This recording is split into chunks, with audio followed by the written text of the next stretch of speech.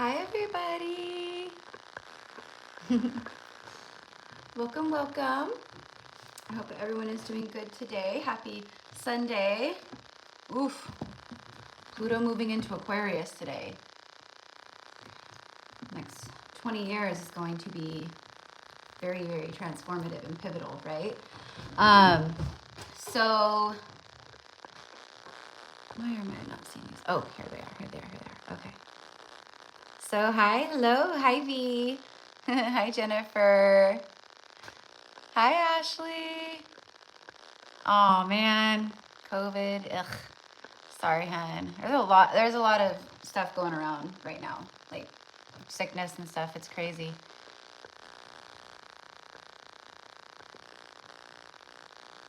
Oh, that's weird. I don't know why it deleted. Yeah, that's weird. All right. So hi, Adam. All right. So I'm gonna go ahead and get right into the message. Hi, Lola. Because I'm gonna just go through all 12 zodiac signs and then dive into the past life messages for you guys today. So, you know, most of you guys here, like you're aware of, me, my gifts, what I do, right? But if you are newer here, I am a medium, psychic, right? But for whatever reason, I'm able to connect very profoundly to past life energy with people, like seeing, like just whatever comes through. I have no idea. Okay, so just FYI, like with past life messages, it could be, there could be something that comes through that might be triggering, or something where it's like, whoa, right? I have, I don't have control over it. It's whatever needs to come through. And I feel very strongly that there's going to be like just some messages for you guys today from your past selves, past lives, but past selves. Does that make sense? Because we are like our own ancestors too, right?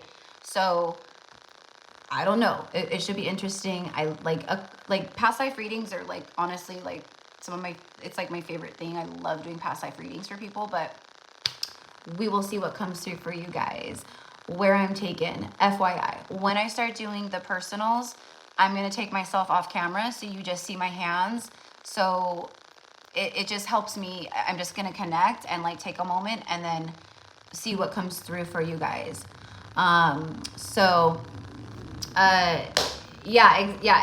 Totally be. Yeah. So like the past life energy, oftentimes it's the past life readings are very healing for people. It brings things full circle. Someone might be like, like I might pick up on, you passed away at sea, or you were in a shipwreck, for instance, right? And the person's like, oh my God, like I never learned how to swim. I'm deathly afraid of the ocean. It's for like full circle moments. Okay. So don't know. We'll see what comes through for everybody today. So, but I'm excited. I have 11 people on the list, and I put in the description box before I came live that the list was closed. Just because like these types of messages, I don't know why, but it just takes more energy out of me to connect to the past life energy. I don't know why. I don't know why it is that way. Reading other, just connecting, doing other like general readings and stuff, it just doesn't take as much energy. I don't have an answer, but that's why the readings today were 33 instead of the typical 25 for the general live mini reads. But that's why. So what I will say is I might take a few more people if someone's being guided. Okay, so I'll probably go through about halfway through the list and just kind of gauge, usually about halfway through. I know like, okay, yeah, I can take a few more people. So definitely may take a few more people is my point. Okay, so if you are in here and you want to hang out after the live zodiac readings for the past life messages, and you want to get a past life message, I'll let you know. But it's 3 is the energy exchange, and we actually have 33 people in here right now. Okay, so anyways, and we're starting. I was a few minutes late because I had to re-glue one of my lashes on. it was like lifting and I felt so uncomfortable. So I had to like take it off and then I was like, this is going to drive me nuts. I can't go for the next few hours with this. But it is 111 here in California, 1:11 p.m. So let's get going on it. All right. So I'm going to start today. We're just going to go, I'm going to run Aries through Pisces. Okay. So we'll see what comes through. Love messages around the collective energies. Let's see. Where is my, oh, there it is. All right.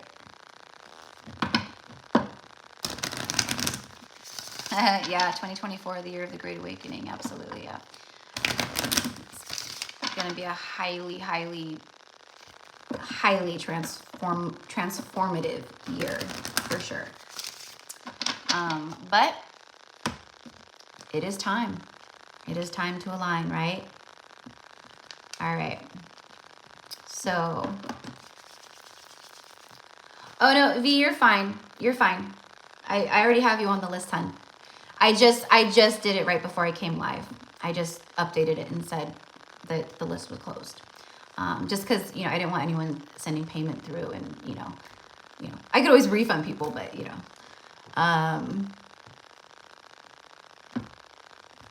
Tile Allen, Erica, many times it feels like you're talking to, I'm more than happy to connect with you, Tile Allen. Just gotta send me an email and we get you set up, okay? All right, so let me just get my lotion kind of situated here before I get going. All right, so I'm gonna start with romance angels, okay? Because I haven't been using romance angels. Like I just used it in a message like the other day or messages the other day, but haven't really been using it. But for some reason, I'm being called to like reconnect to the energy of this oracle deck. So for Aries, let's see energy around love, romance. What wants to come through? Or who wants to come through for Aries? I'm Aries rising, Aries moon, so I always really connect with the Aries readings. Anyways, hope you guys are all having a good weekend. Let me know in the comments, like how everyone's feeling, what's coming up for you, or, are you feeling good? Are you feeling crazy? Are you feeling, there's a lot of heaviness. There's a lot of density being cleared. So there's a lot of like, just things coming up for a lot of people. I'm getting, a lot of like people emailing, reaching out, because it's intense. It's intense. So trying to be here for myself, but also, be here for the collective. It's definitely a trying time and, holding space for so many.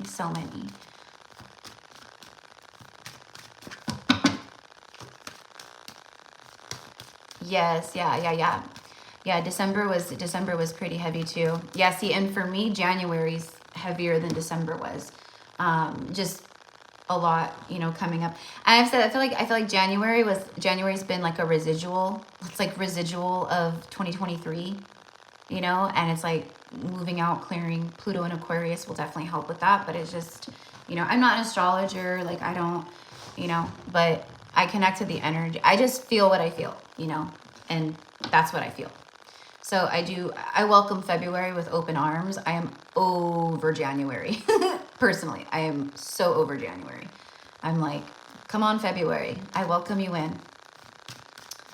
All right. So for Aries, let's go. Unrequited love for Aries. Let's see. There's not enough attraction or chemistry to keep this relationship going. Well, for some Aries out there, whether you're here on the live or you're watching the playback, I do feel that for some, out there, that you could be with unrequited love. Like, let's say, take romance out of the equation, but I feel like, and it's funny because it says there's not enough chemistry to keep this relationship going, and then the bottom of the deck is chemistry. Like, okay, polar opposites, of the message. But what I want to say is, whether this is you or someone else, if you're like in a connection, there's a lot of karmic connections and just karma in general, like fizzling out, being healed. So I feel that for some, the message is, oh, maybe you're with someone or you're connecting with someone where things have fizzled out. The chemistry's gone. The cycle has played itself out, right? if this isn't you, then this it's maybe a soulmate or someone coming in or someone that you already connect to that is going through this right now, okay? But it's very clear. It's like, I don't want this, I want that, okay? So for how it connects with you, it's like someone is going like, I'm over this, I don't want this anymore. It's done, it's unrequited. I'm done with it. I've learned the lessons, I've seen it for what it is. I'm releasing it, I'm letting it go. But this right here, I want, okay? There's a lot, you know, this right here always reigns, it's Mary Magdalene and Jesus, okay? So it could be like twin flame energy, you know, doesn't have to be. Old soul energy for sure. But it's about like a new spark or re-sparking something, or do you know what I mean? So it's like, no, I don't want this, but yes, I want that, okay? So it could be you, maybe you're the one in a relationship where you're just done, you're moving out, things are moving forward. I have a lot of clients who are releasing karmic marriages, karmic relationships, you know, people breaking off engagements. Like, it's just done, it's done. And so people are aligning and moving to the higher timelines and what's better for them, right? Okay. So let me go ahead and pull a tarot card for this.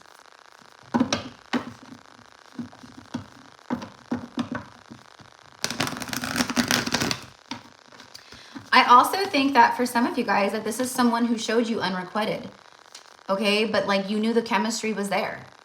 Like you felt it, they felt it. You're like, I'm not crazy. Like I know what this is. Confirmation for some of you guys. But someone showed you unrequited. Look, see, keeper of secrets. They kept it secret, hidden. But your intuition said otherwise. Like, I don't care what's being shown in the 3D. I know what's up. Okay? People, look at, under judgment because of karmic, because of the devil energy. You know?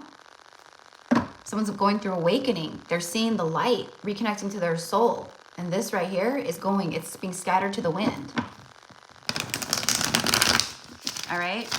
Now it's also, you know, someone who's awakening. Maybe they want to resurrect something. You know, it just kind of feels like the collective, like divine masculine, divine feminine, where it's like, you know, I haven't showed much in the 3D, but there's been a lot of transformation happening in the 5D.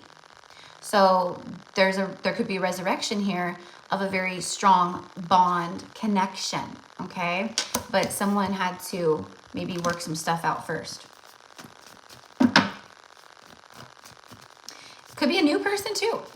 It could be a new person too. It could be, you know, maybe someone who, you know, typically doesn't open up and they're, you know, and maybe they've been going through an awakening and then they come in and it's like, boom, this beautiful chemistry, strong bond. It's magnetic. It's deep attraction, but it's like all the things, right? All right, let's see. Page of Cups, yeah. This is like, the Page of Cups in this deck always is like daydreamy energy for me. So I feel that. I feel that there's this, you know, I don't want this anymore. I've been daydreaming. I just literally did a collective message this morning about a divine masculine who has a very powerful dream about a feminine, and it just brings things to light for them. It just brings things to light in a huge, huge, huge way. So this could be for you, Aries, okay? What I want to say is, like, no matter what the situation is, it's kind of like at this time, put your, like, believe in miracles, believe in magic, have faith, okay? Because there's something very beautiful and powerful that's like coming to fruition for you guys, okay? So if you're like singles out there, then there you go, right? If it's someone that you have already connected to, they're daydreaming of you. They're thinking of you. There is a message coming in, some type of like newer energy that wants to be, you know, brought back, resurfaced. Maybe, you know, can we have a fresh start? That kind of a thing.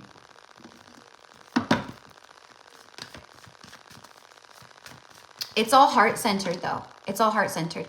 I think mostly for most of you guys, it's someone that maybe you have known, someone from the past life energy. They showed you Seven of Swords. What I'm getting is like, I can't get you off my mind. I think about you all the time. Yeah, if they showed you unrequited, they regret it. They regret it. They are not happy with themselves about what you know, there's reflection energy. They've been reflecting. Let's get one more, please, for Aries. We'll move to Taurus. 3 of Pentacles. I want to build with you. I want to build with you. There's deep, deep love here with the Queen of Cups. Powerful love, for sure. Agape love. That's what these two have. Okay? So I think for the most part, there's someone reflecting on how they showed up, and they didn't give. They showed that unrequited. It wasn't reciprocated. It wasn't reciprocated. And now it is. It's like something awakening, judge. We saw the Judgment card, the Devil. It's like being under judgment because of the Devil energies, right? And so there's like this beautiful healing, this clearing, this releasing of all of that stuff. Massive enlightenment, happiness, yeah. There's something, Aries, that it's like someone wants to partner up, build, collaborate, okay? Like build towards that 10 of Pentacles. And it's a strong love bond that builds towards the 10 of Pentacles, starting with the 3 of Pentacles. But it is extreme happiness. There's something that's going to light you up, or something that brings you enlightenment as well. Maybe you've been kept in the dark, in the shadows about certain things, right? Secrets. All right. So for me, what this is someone who wants to open up. This is opening up on crack. This is opening up on fleek. Okay, with the Queen of Cups. She doesn't hold back. She is very open with her cup of love and her, you know, and it's unconditional. All right. So that's a good energy. That's a good, I feel a lot of that, like, especially like moving into like February, March, but especially like February. Okay. All right. Anything else for Aries?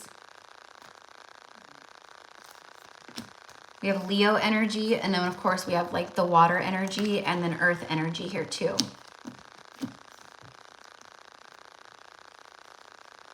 Some of you guys, like if this message is for you, some of you guys may be getting a lot of like references of, you know, and for me, I've been channeling this very strongly, but both Yeshua and Jesus, right? And Mary Magdalene, they're coming through very strongly.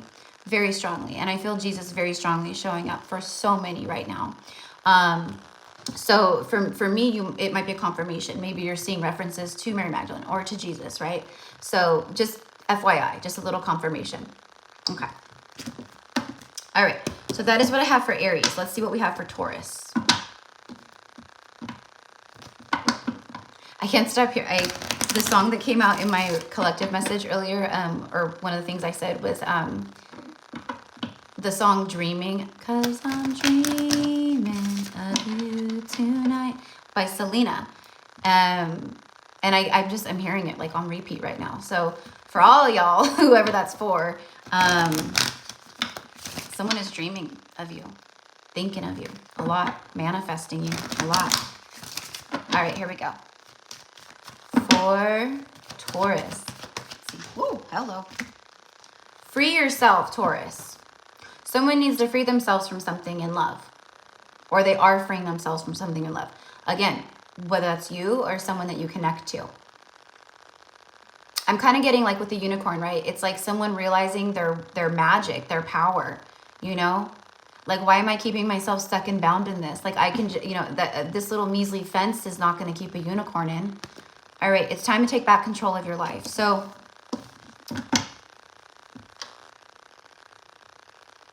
it could be you, Taurus, for some of you guys, but I feel like, again, it's kind of similar to what I said for Aries, but it feels like someone that you know or connect to, or maybe you're about to meet, okay, that is freeing themselves from something, or taking back control, taking back their power, where it's been being, you know, taken away, basically.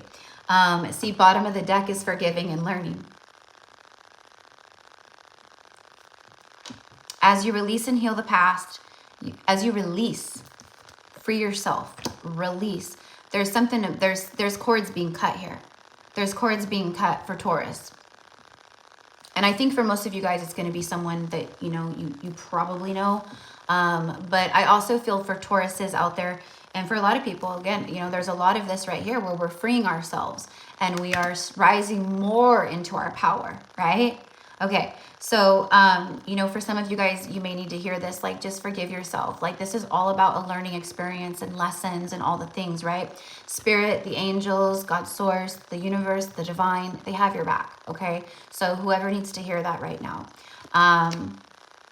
As you release and heal the past, you experience more love in your present moments. This is about someone starting to embody more self-love. And the more self-love that they embody, they're freeing themselves. They're cutting cords. Self-love gives you strength. Self-love gives you a courage that you would not have had before your healing or before you rose up more, right? Right? You guys know. So I think, yeah, it's a soulmate. It's a soulmate. It says, yes, this is your soulmate. Yes, this is your soulmate. There it is. 'Cause I'm dreaming of you. And then the messages go upside down. So it was these three that needed to be shared. I think Taurus, I think someone is thinking that to themselves, Taurus. I think someone's going, you know what? This is my soulmate. I feel this person is my soulmate. Now, we can have many soulmates, right? Pets can be soulmates, family, friends, right? We're all souls having a human experience. So, you know, take it with a grain of salt in that regards, right? But this is about love, right? We're doing love messages. So I feel someone is like going, that's my soulmate over there, or this is someone I feel very connected to, or very pulled towards, or that I belong with, whatever it is. Let's see what the tarot says. For Taurus, please.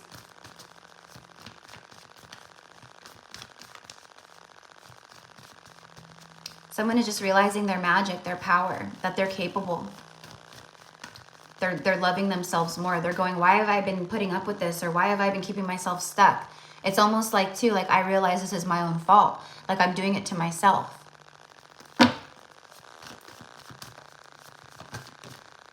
Seven of Wands.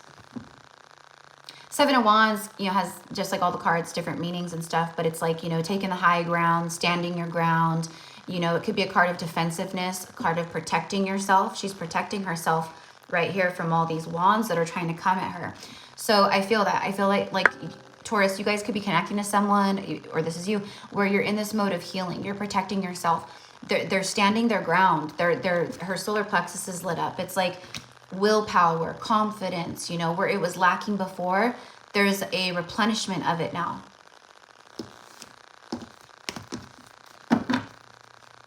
But I do feel that this could also be someone who was very blocked. Maybe very defensive when it came to their heart. Like, back off, you know? I've been down this road before. I know how relationships end. They all fall to shit.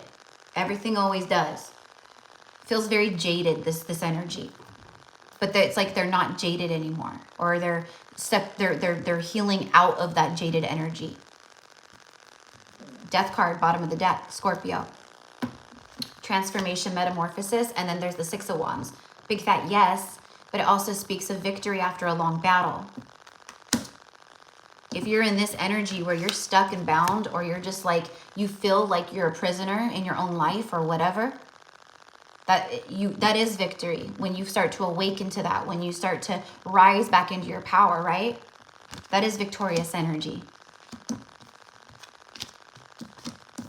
And I'm hearing that song. All I do is win, win, win, no matter what. Got money on my mind, can never get enough, right? So but it's about winning. It's about winning. I want to win. I'm stepping into a winning season. I want to maybe win Taurus back. I want to, you know, but it's like I feel more like a winner. You know, maybe before I didn't have faith in myself or love in myself or confidence in myself, but now I do. Now I do. Big transformation happening here. There's a rebirth. Victory. And then you have the Moon card. All right. This is like, you know, intuition, divine feminine, all these things. But this is someone who was swimming in the shadow. They were swimming in the shadow. And now the angels, there's balance happening here. And also beautiful alchemy. All right. So that is what I got for you, Tauruses.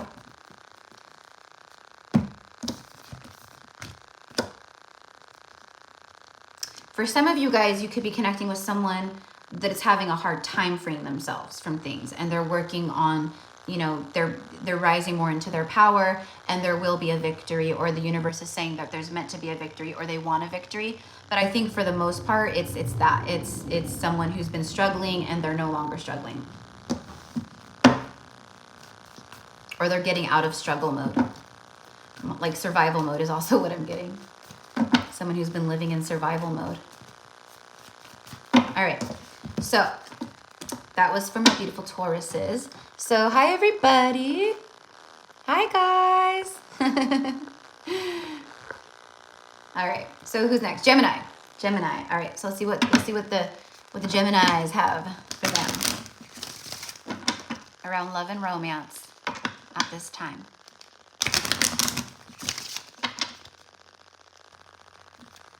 For Gemini, please. What messages do we have for Gemini?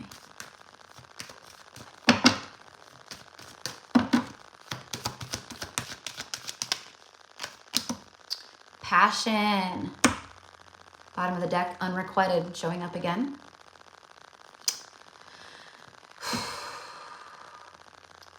There's so much passion coming into your life, Gemini. After a time of feeling like there was just there as far as like passion from like another person, there hasn't been that for you, or it's been a while, or it's been lacking. There's passion coming in after a time of maybe, you know, solidarity, being single, celibacy. I don't know, it could be anything, right? But it's something where it's like all of a sudden just the passion ignites. All right, I feel this energy of someone like wanting to sweep you off your feet.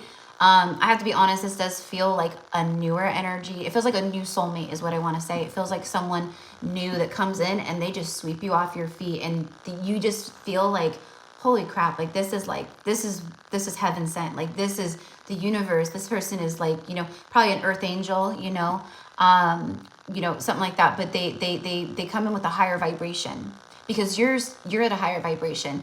Could this be a past person? Absolutely. Maybe they showed you unrequited and then boom, they come in, something shifts, and it's like, whoa, right? Allow your heart and soul to sing with joy.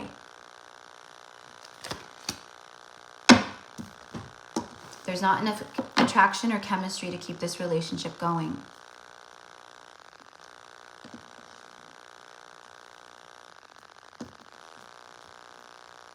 I feel that I'm picking up, okay, so like this, I'm picking up on someone who like, they've struggled with relationships. Like as far as like love and emotions and vulnerability and, you know, things like that, right? But I feel like this could be someone who followed their passions a lot in life, and it has gotten them into, you know, not good situations, you know, maybe toxic patterns, relationships, things like that. And for some reason I'm getting, but with you, it's different. With you, it's different. Okay. So take it how it connects with you guys, right? Like if it feels like, yeah, I feel that there's this new energy coming in, a new soulmate around me, then beautiful. Maybe it's both. Maybe you're like, I connect with this past person.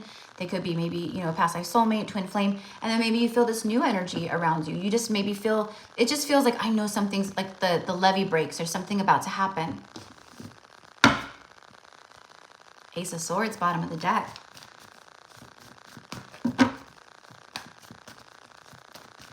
It's a new beginning. Let's see.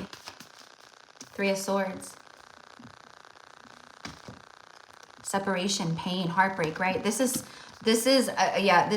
someone, for a lot of you guys who you've been in separation from. They want to come out of separation. Or they're thinking about it. That's what I'm getting. They're thinking a lot about it. Okay? And then for some of you guys, it's like you've gone through so much pain, heartbreak when it comes to love. You've known a lot of unrequited energies. Like where you were open and willing and giving and loving, but it wasn't reciprocated back to you. Now it is. Like there's this beautiful, passionate energy coming in. It just keeps sweeping off your feet, sweeping you off your feet, sweeping you off your feet. That's just all I keep hearing for you, Gemini. You're about to be swept off your feet. All right? So have faith. Have faith.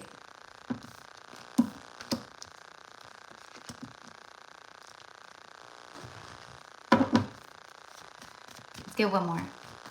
But yeah, I think someone wants to come out of a separation. And what I'm getting is like, I just want to talk. I just want to talk. So maybe that's for that, right? Like maybe this is someone who's like, I just want to talk to you, Gemini. Like I need to, you know, the way that they heal their heart in a way is by speaking truth. Remember we saw the Ace of Swords? So it's like a healing truth that brings healing more to like heart or separation, things like that. But it's like almost like someone going, I know I need to do this because it'll bring healing to my heart and to Gemini's heart.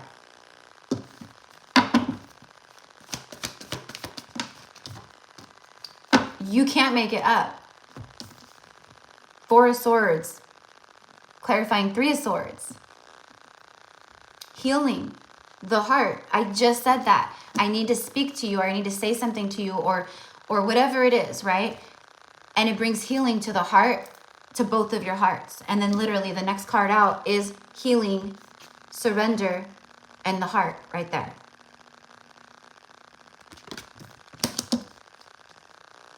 This is someone who's been in a healing mode, Gemini. And it's like, I'm ready to step up. I'm ready to be who you deserve. Who you deserve. Now, again, I go back because I do feel for some of you guys, this is also like a new soulmate energy who's been, you know, they've been through it too when it comes to life and love. But they've been in a mode of healing as well. And you're not going to experience unrequited with this person. You'll experience love and passion and all the things. Okay. So that is what I got for you guys. I hope that it connects. I hope that it connects. All right. So keep in mind that, like, you know, I'm doing each zodiac. You know, we're now going into Cancer. Started with Aries. But this is all one basic message, right? So you guys will connect with probably a lot of the different, you know, messages. Like, I don't have, like, any planetary placements. Like, I don't have Gemini. I don't have Aquarius. I don't have Leo. I don't have Cancer energy. But I'll tell you that, like, just recently, like, I keep seeing, like, Leo readings pop up, Aquarius readings, and I'm like, ooh, and they're so spot on, you know? So always keep that in mind, of course. All right. So for Cancers, ooh, I can feel, there's something good around Cancer's energy. I feel it. I'm getting the word elated. You're going to be elated. All right, what am I doing? This one. This is what I want. This is what I want. All right. For Cancer, what do we have for Cancer? All I do is win, win, win, no matter what. All right. I feel that's relevant too. I feel like you guys have been, like, you know, just focusing on you, like you're, you know, you're like hashtag winning, you know, like just doing things that bring you joy, fill your cup, you know, stuff like that. All right, you guys got playfulness.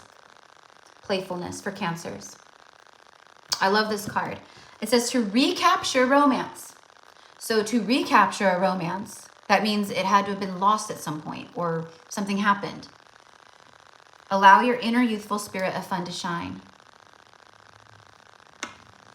I feel too, Cancers, like you guys have been, just like I just said, like you've been doing things that bring you more joy, and it's like now now your reality is reflecting that back to you, or it's gonna be, where it's like you've been pouring that into self, okay? And now there's like things coming in, or a person or whatever that's gonna reflect that beautiful energy back. Brings more joy, playful energy, flirty energy. It's lighthearted, it's easy, it's not, you know, dense and heavy and burdensome. It's the opposite of all that. Pay attention to the red flags. The signs are cautioning you.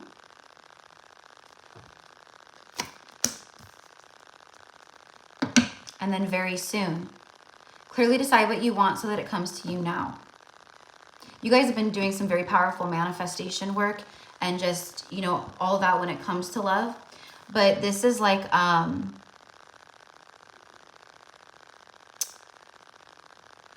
think not the signs are cautioning you. I think it's just you're seeing so many signs from spirit about like this kind of energy coming in and coming towards you.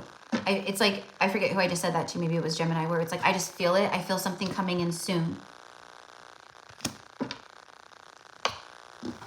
There is a divine masculine energy for you guys that has made up their mind about something when it comes to you. They're seeing all these signs, synchronicities. They're also seeing the, you know, their own red flags. They're seeing stuff like, you know, that they weren't seeing before. When they think of you, it brings a playful energy out in this person. It brings a lighthearted energy out in this person. All right. What I'm also getting is you inspire me. So Cancers, you've inspired someone to change, to shift, to whatever it is. For Cancer, please. Show me playfulness, please.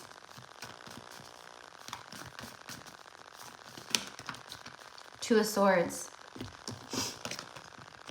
Someone who was blinded by their own thoughts. They were indecisive, maybe back and forth. But this is a card of like, you know, it's kind of like, just leave me alone while I make a choice or while I make this decision. Right? Typical Two of Swords in the Rider-Waite Smith deck. It's a woman and she has two swords like this and she's blindfolded, right? Yeah. It's someone who's made up their mind. They're making a decision where they were blinded. There's enlightenment, big enlightenment. Something has been delayed. It's been stuck. It wasn't moving. Maybe you've moved forward, but something wasn't, it was stuck. And now there's an awakening, enlightenment, something like that. And that helps them make this decision. It helps them clearly decide what they want. I think someone is seeing their own red flags. I think someone is seeing like the error of their own ways. Which that would be enlightenment. You know, you don't see it, you didn't see it before, but now you do, right? You didn't maybe see your destructive pattern before, but now you do. Okay? Someone wants to recapture romance here, Cancer. It's plain as day. It feels very heavy, like they've been in a mode of just, it's been dark or heavy or, you know, and when they think of you, it lights them up, you know, and so it's like when they come in, it brings forth that energy too. Like, I just want to have fun. Like, this feels so good. This feels, it's easy. It's organic. It's, you know, all that stuff. Okay. So that is what I have for you, my loves. All right. Let's see. All right. So for Leo. For Leo.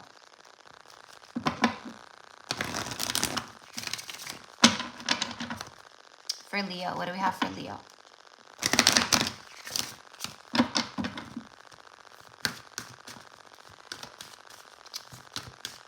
I don't know why, but I'm hearing the word drama. So that maybe there's been some drama around you guys, but I just feel like there's someone that has been like, you know, living in a state of drama, or like there's just maybe some drama around them, or they've been moving through dramatic stuff, you know, in their life. Attraction. You attract romantic love by enjoying this moment fully. Leos, you guys went like this. You said, I'm good. Like, I don't need someone to, like, you know, validate me. I don't need someone to, you know, I'm embodying self-love. I'm good. And you're exuding this massive attraction, this light. Like, I feel like there's a lot of people that, like, see you out and about, Leo, or whatever. A lot of people are attracted to you. A lot of people are drawn to you. And you're just enjoying this moment fully. You're just like, good, okay? But let's see what else comes out, because you've been doing that, you're attracting in something, because you surrendered it up. I think that people are like, they see you and they're attracted to you, but they're afraid to approach you because your frequency. It's like people are drawn to it, but they're also intimidated by it. Maybe you're dealing with someone or connected to someone who that was the same thing. Let's see. Engagement. Your love life is ascending to a higher level of commitment. Yeah, you're attracting in high level commitment. If you're single, you won't be single long, right? Like if you were with someone, then you would be getting engaged. You know, they would propose to you. But it's an ascension of your love life, period. Okay? An engagement doesn't, yeah, it could mean an engagement, but it's an engagement, like you're going to be engaging with someone.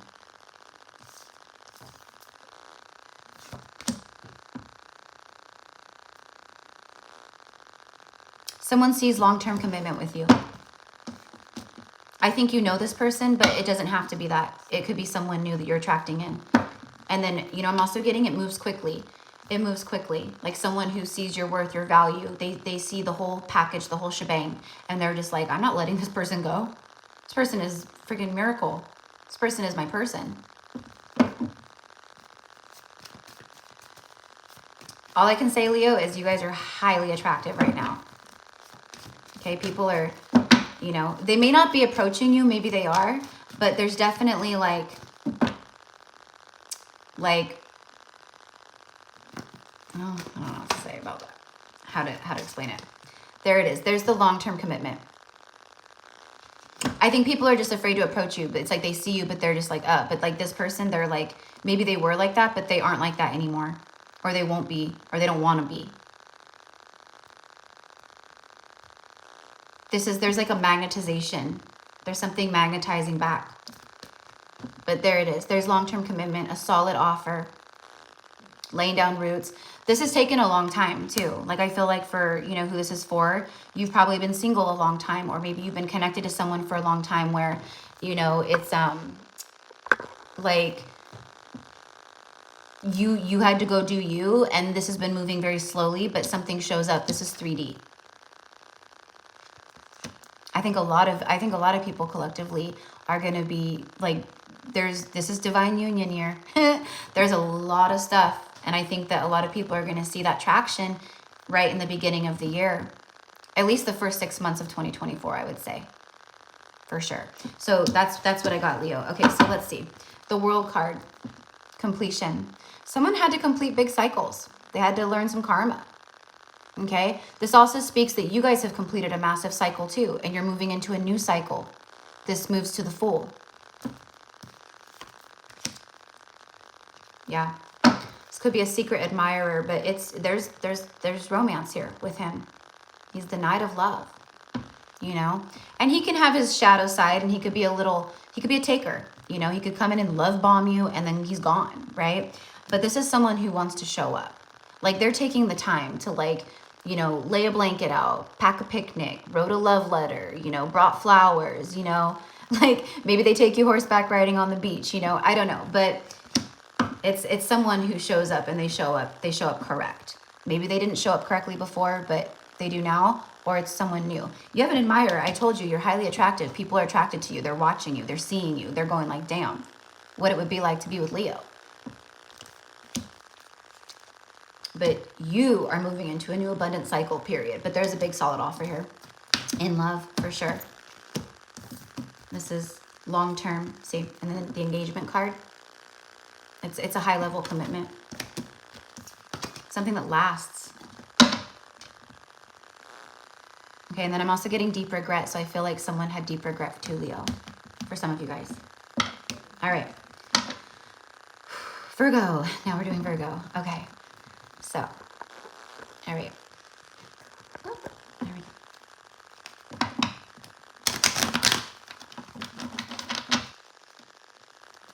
If you guys have been doing the work, you know, this is for everyone. If you guys have been doing the work,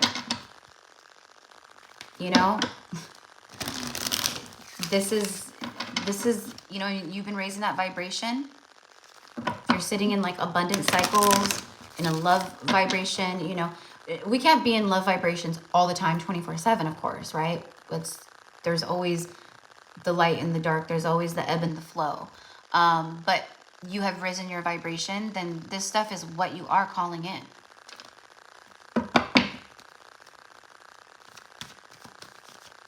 All right, for Virgo.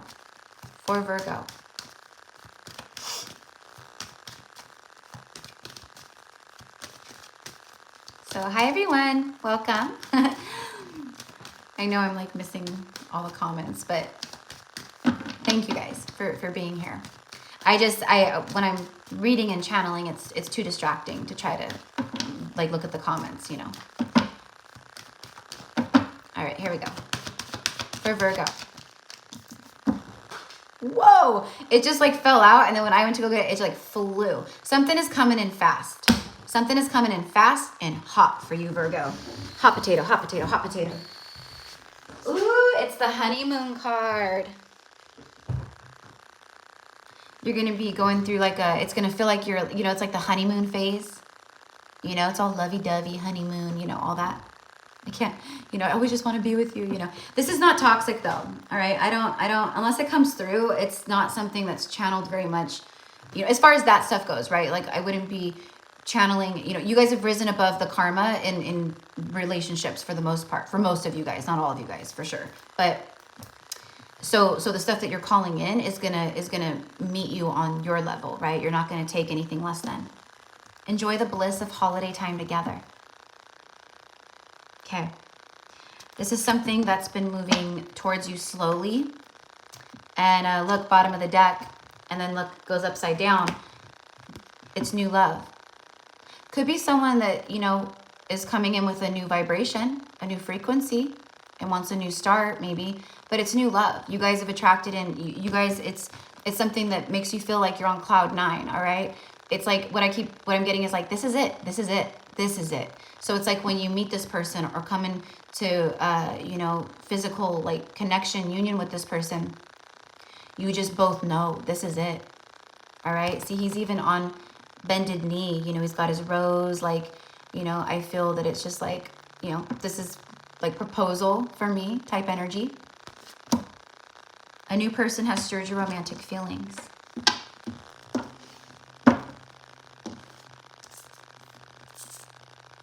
I do feel that, Virgo. I feel very strongly that the divine and your higher self and, you know, whatever, angels, they're guiding this beautiful new love towards you. Okay, yeah, see, new. I split the deck and it's the Fool.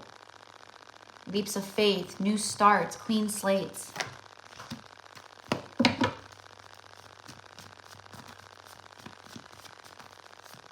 I'm hearing that, you know, she's like doing like a free fall. I'm hearing, catch me, I'm falling. Catch me, I'm falling. That's what someone's going to say to you. Like, catch, like, I'm falling. Will you catch me if I fall?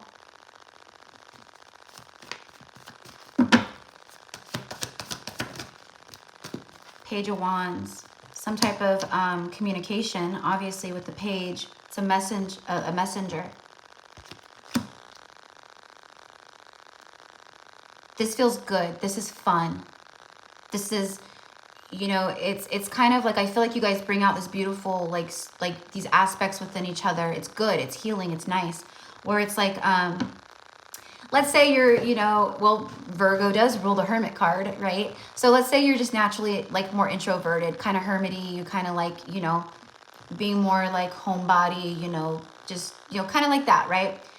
And then you have this soulmate or this new love that comes in, and they're kind of the opposite, where maybe they're very adventuresome. Maybe they like to, like, you know, go hiking, and they like to be outdoors or camp or travel, or, you know, I don't know, it could be anything, right? And they bring that out in you. It's like they break you out of some kind of shell, and you help them break out of certain things too. But it's good. It's good. All right. So, you know, and for some of you guys, like I said, this could be a past person who's showing up in a different way, a different light, and it's new.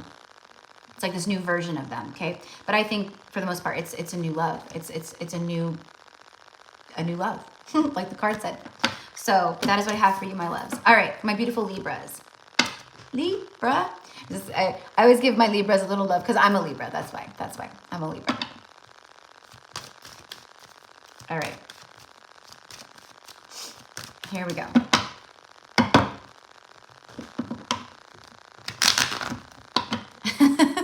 Lola.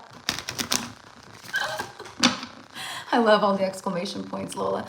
Yeah, you guys can always go back on the playback. Aries was the first one. Whoop. Libra.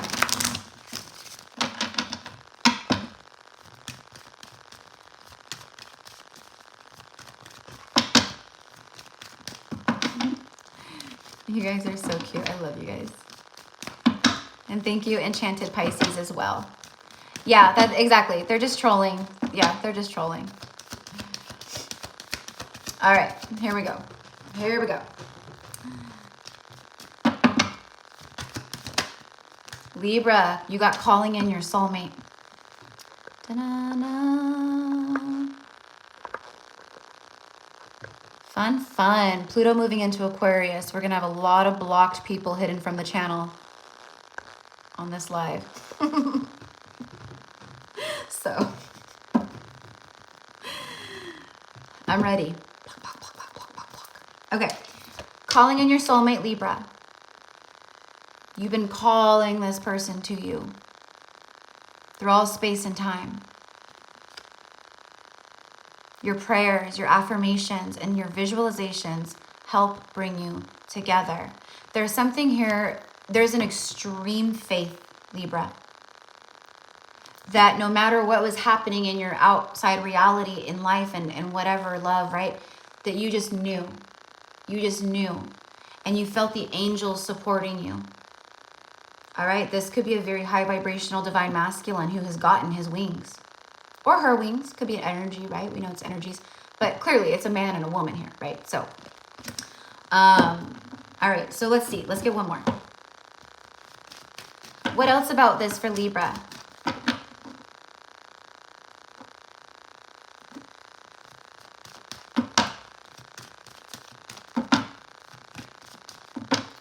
You know, and what I am getting, Libra, is I never stopped loving you.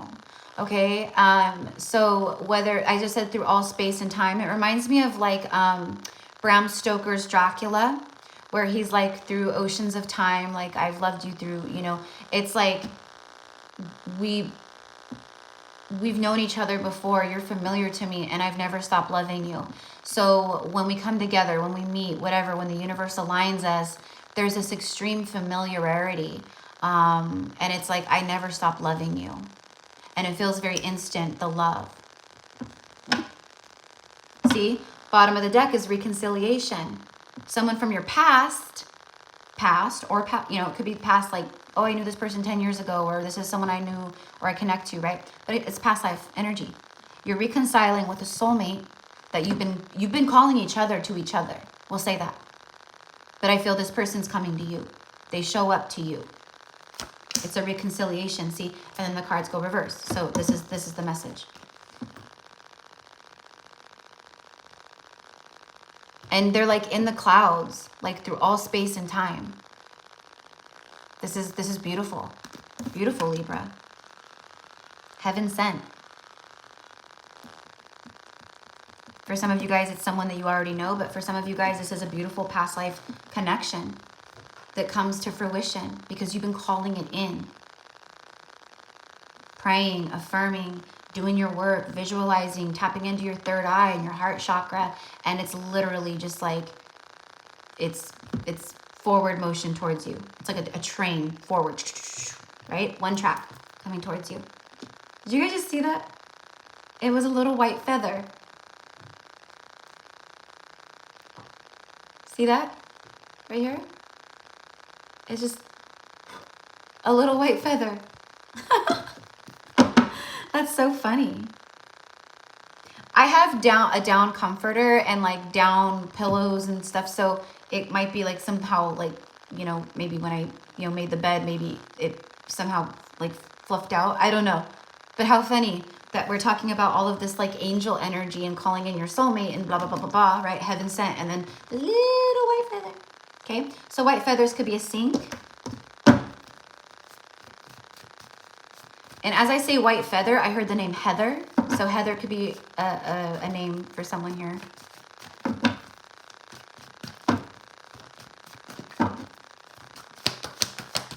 I feel like the white feathers too, it's like messages from your angels if you're finding them. Look at that. You can't make it up. The white feather, and I'm saying white feathers, and then the next card out is a bird with white feathers.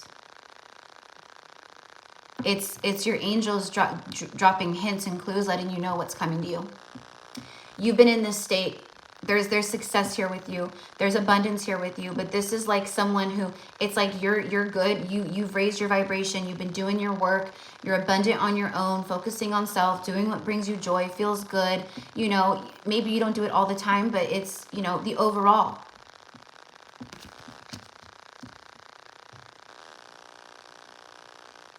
This is someone that brings abundance to you. Like you guys, it's very abundant together. One more, please, for Libra. A King of Pentacles. We have a lot of earth energy here. 9 of Pentacles, King of Pentacles. Okay, someone could also be becoming single. If this is a past person that you know, maybe, they're becoming single. Okay, because I never stopped loving you. Okay, they could be becoming single, ending a cycle here where, you know, and raising their vibration, okay, to bring forth that pentacle to you. There's very powerful companionship and loyalty here with the wolf next to him. The wolf spirit could be very relevant. Maybe you're seeing wolves. Maybe you guys, you and this person, or this person, you has wolf spirit totem animal, you know, something like that. This person is like a lone wolf type vibe though. Like it feels very, it's earthy, right? So it, you know, could be, you know, feels very Taurus or Capricorn to me, but it could be any of the earth signs, right? But it feels like someone who does not open up. Like they're very, like it's very hard to get through to this person.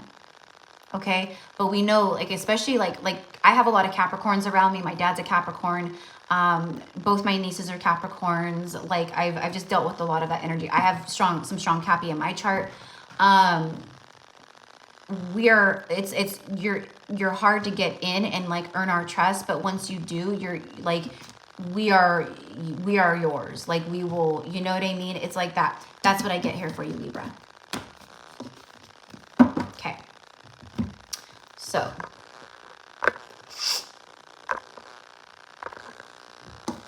Scorpio, my beautiful Scorpios. I love doing Scorpios too because I resonate with the Scorps too. I resonate with a lot, right? But I have a lot of Scorpio in my chart. That's why. I have a Scorpio stellium in my 7th house. So my 7th house is full of nothing but Scorpio. All right. Yeah, Alex. Scorpio. All right, let's see what's going on with Scorpio. Come on. New love. New love. No, I'm just kidding. All right. Here we go. There we go. Let go of control issues and unrequited love, and then religious factors, bottom of the deck. All right. So for some Scorpios out there, there could be some stuff that we need to release and let go of. I know I've been doing that as this whole like last like 2 months.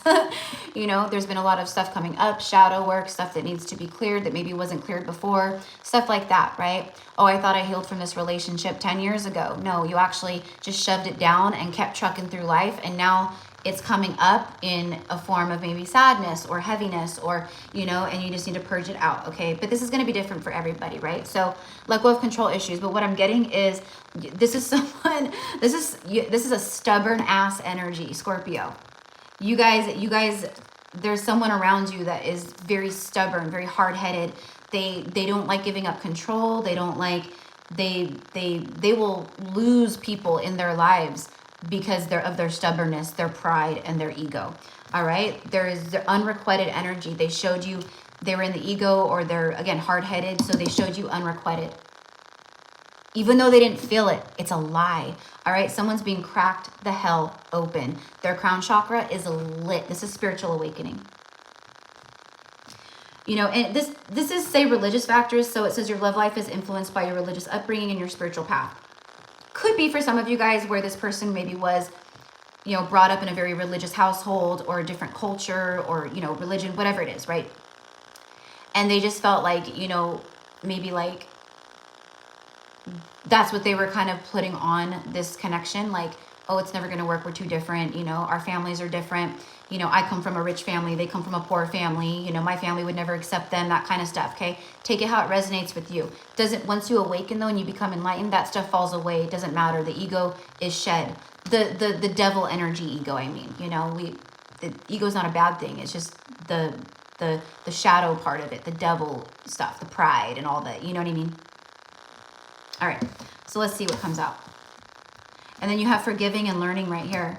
As you release and heal the past. See, someone was holding on to the past, or has been holding on to the past, which has created blocks, which has kept them stuck, which is they've lost people, you included, because they couldn't release control. They were trying to control everything. But there is a breakthrough or something happening with that crown chakra being so lit up. now the rain is gone. Right? I can see all the obstacles in my way. You have 2 kings. King of Wands, he is super in his ego. He could be freaking straight like narcissist, you know what I mean?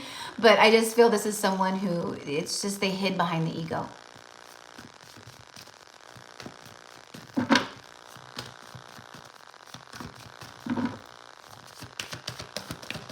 Aw, thank you, Miss Dyer. Blessings to you as well, love. Ace of Swords. See what I was so drawn to just the crown chakra. Someone is being lit up right now, and it's bringing forth massive enlightenment in regards to you, Scorpio. In regards to themselves. Boom, there it is. The crown lit up. There's light here. They're connecting. They're seeing divine truth. This is Archangel Michael energy. It's clarity, a breakthrough. That's what I just said, right? A breakthrough. So there's a breakthrough happening here or something, whatever I said.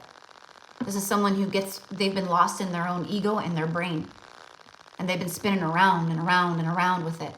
Overthinking. All right? There's something here, though, where they have an aha moment. They have an aha moment. 5 of Cups, feeling the loss of you.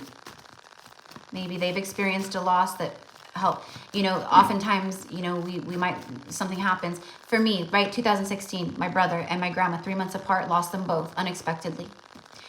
That started my awakening. That's what cracked me open in 2016. That's what I'm kind of getting here. Someone could be experiencing a loss or something that brings up deep emotion, grief, but it's also just the loss of you, you know. And I pray, like, you know, if that is the case, I send love to them, because that's not easy. 9 of Cups, it's someone who has clarity about you being a wish fulfillment for them. This is someone who typically like carries on in life in the ego and stuff, like how I said, where they view themselves as the wish fulfillment for others. Do you see what I mean? Like, I'm the shit, you know, anyone would be lucky to have me, you know, when really they're a hot mess. And that's what they're doing. They're seeing their stuff. And they're going, oh, I was actually wrong in regards to that. And I almost said Leo. It could be dealing with a Leo. And Scorpio is my wish fulfillment. There's breakthrough energy here. And just in general, you know, the 9 of Cups, I feel like it's like, you know, wishes being fulfilled for you guys in general too. So anyways, all right. So let's go ahead and see. All right, so for Scorpios, dealing with a stubborn energy there. Ego's been broken down. We're going to see a lot of that. We're going to see a lot of that. You guys will see other readers talking about it too. Where, and this is for everybody, where the ego is being, there's things being healed, being released, letting go of control, surrendering things up, and then boom. The soul wins the day. It's the soul. People more into the soul, and that changes everything. Okay? All right. Here we go. For Sagittarius. Trust. This situation is calling for you to have faith.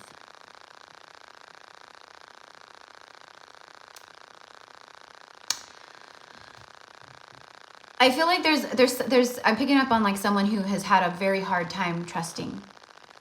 They've had a hard time trusting in love, in themselves, in life, in, you know, in having faith.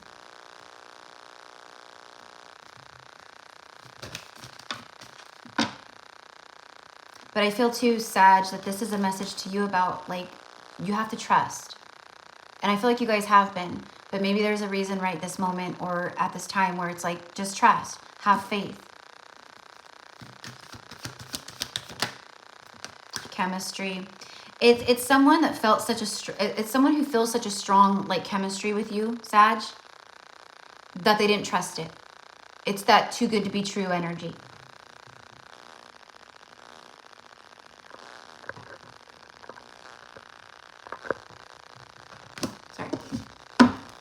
Blocking more people.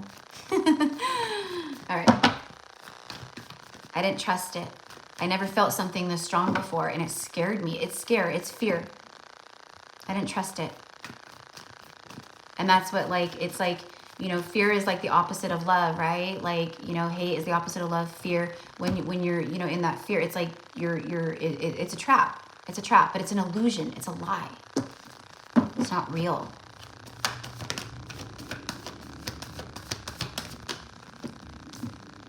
Six of Pentacles, equal give and take, yeah. So it's about receiving something. There's something very tangible and real that's going to be balancing out here, but it's like someone wanting to give to you where they held back before. They held back, they didn't give, and this is like, I want to give. Like, it's almost like I see that I wasn't trusting. I see, you know, I didn't even trust myself. I didn't even trust myself to, you know, to be with someone. I didn't trust I didn't trust people. There's very deep trust issues here. Probably abandonment wounds, childhood stuff, you know, their parents, things like that.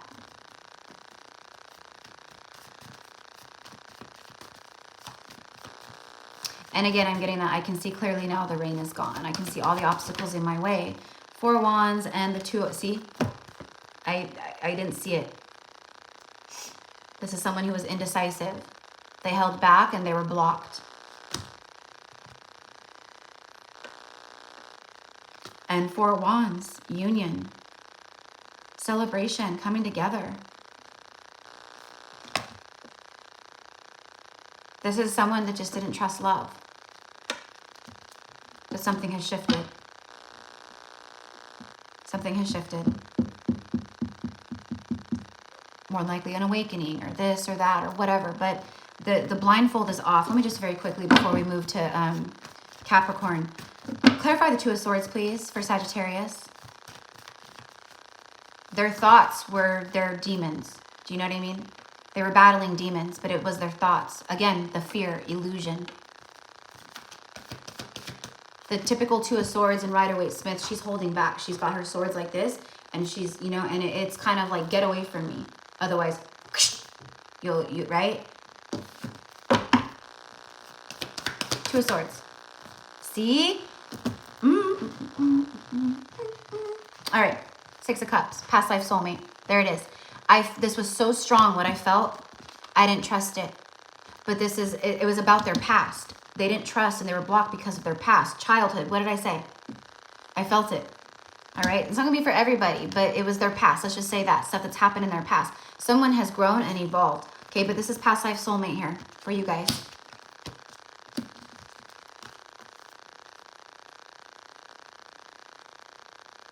It's going to be different for everyone. I don't know what has shifted within this person, but they're seeing the potential here now, and they're seeing that they were the ones that, you know, I didn't trust. I did this, I did that, you know, I didn't have faith. I didn't even have faith in myself. This feels like a lost soul, like not lost soul, but you know what I mean? Like someone who was like very lost in life. You know, they didn't know up from down, and something is healed. Something has happened. All right, that is what I got for you, my loves. So, trust, have faith. All right. Okay, and if this is like, right, if this is someone you know, like also like surrender up outcomes here. Very important. Like you could be watching readings, getting confirmations, stuff like this, right? Where it's like, this is dead on, I feel it, yes, yes, yes. But, you know, just keep surrendering up that outcome. And just trust and have faith in what's coming in for you, and know that it's always going to be for your highest and greatest good.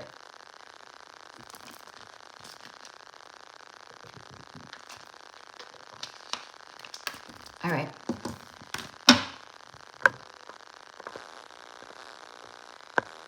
Okay. Capricorn. For Cappy. For Capricorn, please and thank you. For Capricorn, please and thank you. What do we have for love for the Capricorn collective at this time, Spirit?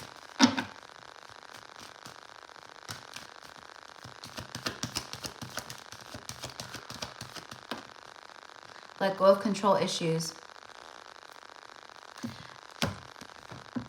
Very similar to what I just said with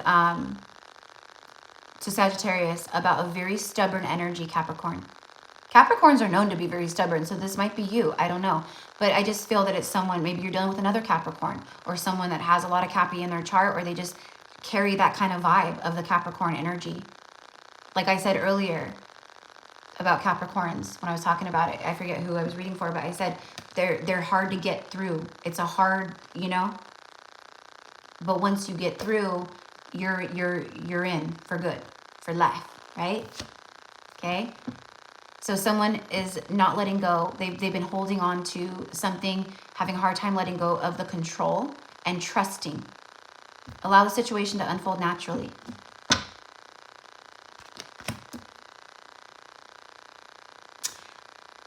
I feel like it's someone, okay, that I feel like you know this person. I feel like you know who I'm talking about, Capricorn. Okay, I feel like you know. I have a lot of twin flame energy and past life soulmate energy here on my channel. So a lot of my messages for the collective that will come, not just people now here, but through all space and time. That's a part of my light work in this lifetime. I help to bring forth guidance, light, healing, okay, to help guide divine counterparts and divine unions, okay? So that's why I have so much of it here on the channel, as opposed to maybe other readers where they talk a lot about, you know, whatever, other things, or, you know, just different, you know, but this is my path. So I'm very, you know, familiar with how this all works. This is someone who they've been sitting back, like they've been in a control mode, and they've been like not wanting to surrender, and they've been in a resistance, but they've been sitting back hoping that you would come to them. Yeah. And now they're going, okay, you know, they're maybe, you know, been going through some stuff, healing, and they're starting to see more, and there's this release of control, and they're starting to see that, you know, them just sitting back and trying to let this unfold naturally, like, you know, it's not working. Because you're not gonna, it's not like you're not, it's not about like, you know, oh, I'm not gonna bend, you have to bend. It's not about that. It's just, it's a lesson for this person, whoever this is. It's a lesson of control and surrender and ego and all that, right? So now it's like, okay, like nothing's gonna happen if I don't make it happen. So now I need to, I'm surrendering control, and I know I'm gonna make it happen. The wedding is specific. Maybe they had a failed marriage, or, you know, had a hard time trusting because of, you know, something like that. I don't know. Maybe they watched their parents fight like crazy growing up, you know, and they had a bad taste in their mouth because of it. Like, I don't know. It could be anything. The situation involves marriage. This is someone who sees long-term commitment with you, period. See?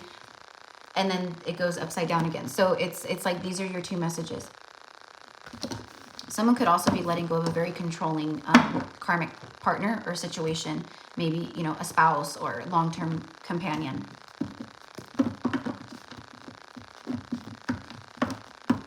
Third party. There is a 3. I was just saying that. All right, for Capricorn, please.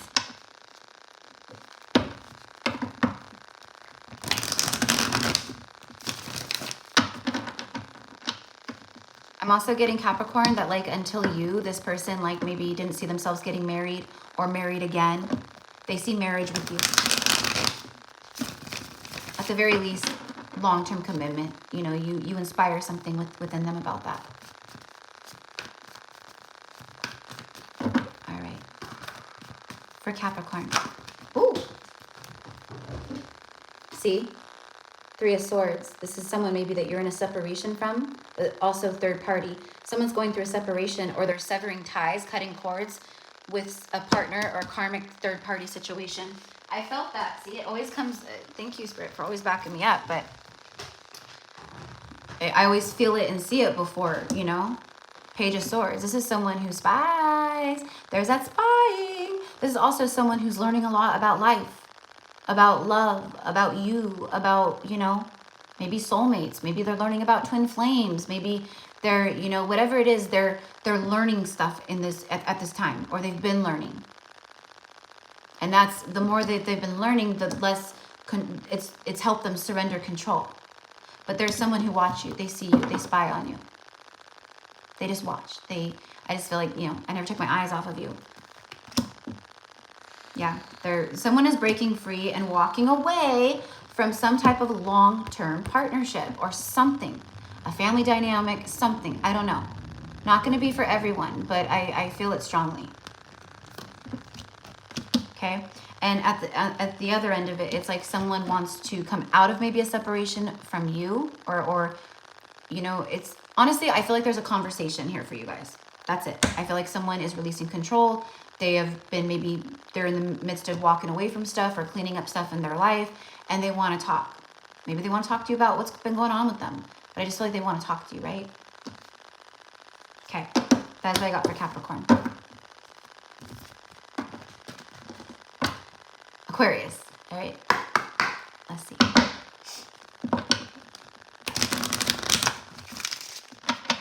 Here we go. For Aquarius.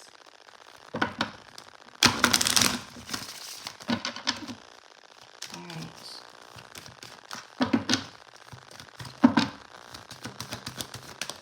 Ooh. Pay attention to the red flags. The signs are cautioning you.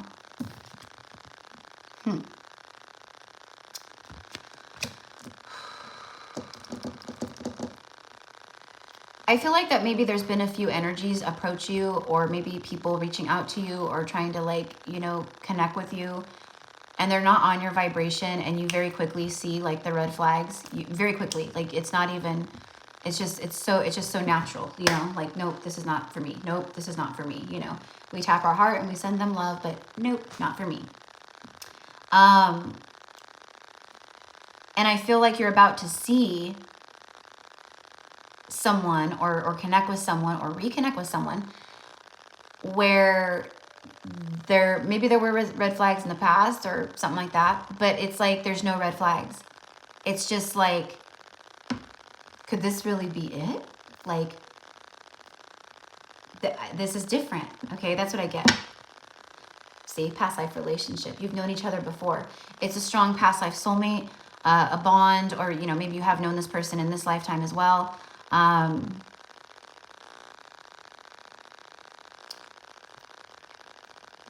This is something powerful and strong. I'm very drawn to the stones in the back. It's like ancient stones here. See? Right? Okay. This is someone who comes in, and it's instant. It's instantaneous.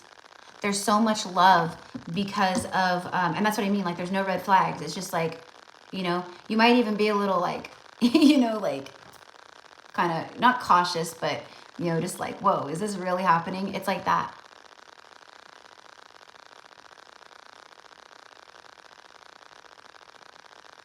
There's a lot of passion between you guys, a deep attraction, but it's more than that. It's not just about sex or things like that. It's more than that. It's very beautiful.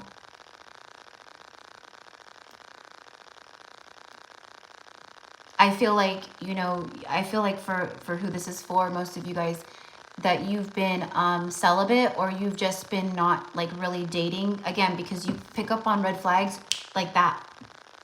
I'm the same way. So I've been single for a while now, and I can't, like, you know, I've been approached. There's men that come in. There's, you know, beautiful men, like, that I, you know, any other, you know, person that's not super in tune would be, you know, they'd go for, and it's not like a bad thing. But I get that, like, where you're too in tune, you're too connected. You pick up on stuff like that, which keeps you in a mode of being just with self, because you know, you see stuff for what it truly is. This is beautiful. This is something that's been coming in, and what I want to say, it's been a long time coming. Whether you know this person, don't know this person, you might be reconnecting with a twin flame. Maybe this is someone brand spanking new, but whatever it is, it's been a long time coming, and this is your moment, or around this time, or incoming. It's big. Let's see. Let's see what the tarot has to say for Aquarius. And then my beautiful Pisces. My mama's a Pisces. Another sign that I don't have any planetary placements in my birth chart.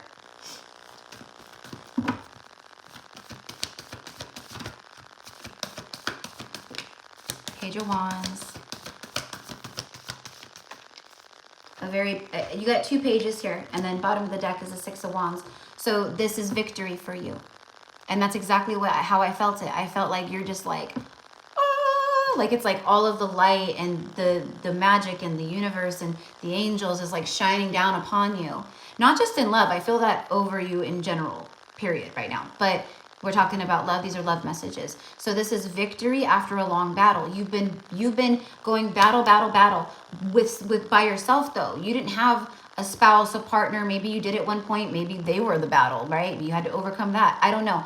But when it comes to life in general, you've overcome so many hurdles, battles with yourself though. By yourself is what I want to say.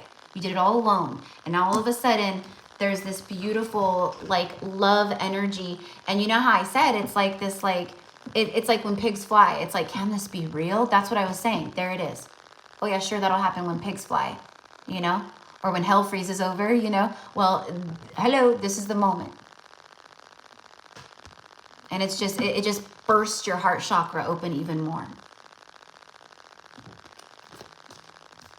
I feel like this is someone who, I think for a lot of you guys, I don't think, if you know this person, then they reach out to you through like a text or a direct message, maybe, you know, on Instagram, Facebook, something like that, an email. There's a message here, right, with these guys. But this is starting a new adventure. There's fiery energy and watery energy here too. I love the pages because the pages always represent freshness, newness, you know. There's this new vitality and there's this like fearlessness with the Page of Wands.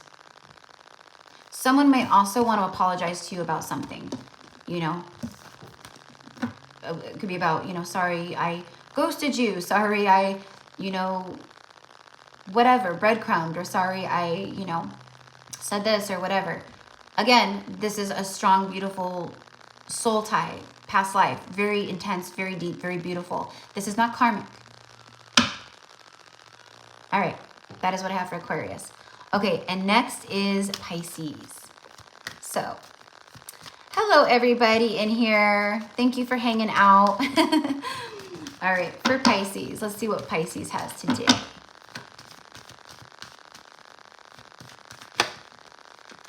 Stay optimistic about your love life. Positive thinking and faith will bring you romance. So obviously what the card says is like, you know, have faith, stay positive when it comes to love, romance, you know, all that, right? Duh, that's what the card says. But what I'm getting is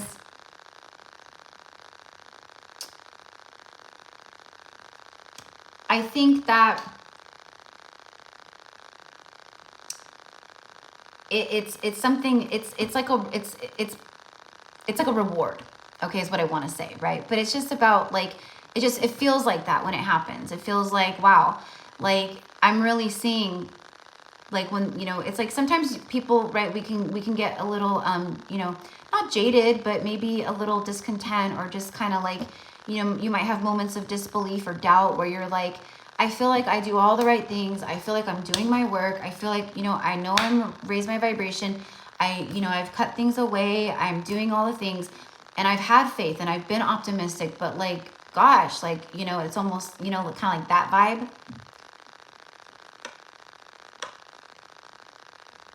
So it's like if you are kind of feeling that, or maybe you have been feeling that, or you've had moments of doubt or whatever, it's like clearly it's saying like, you just have faith.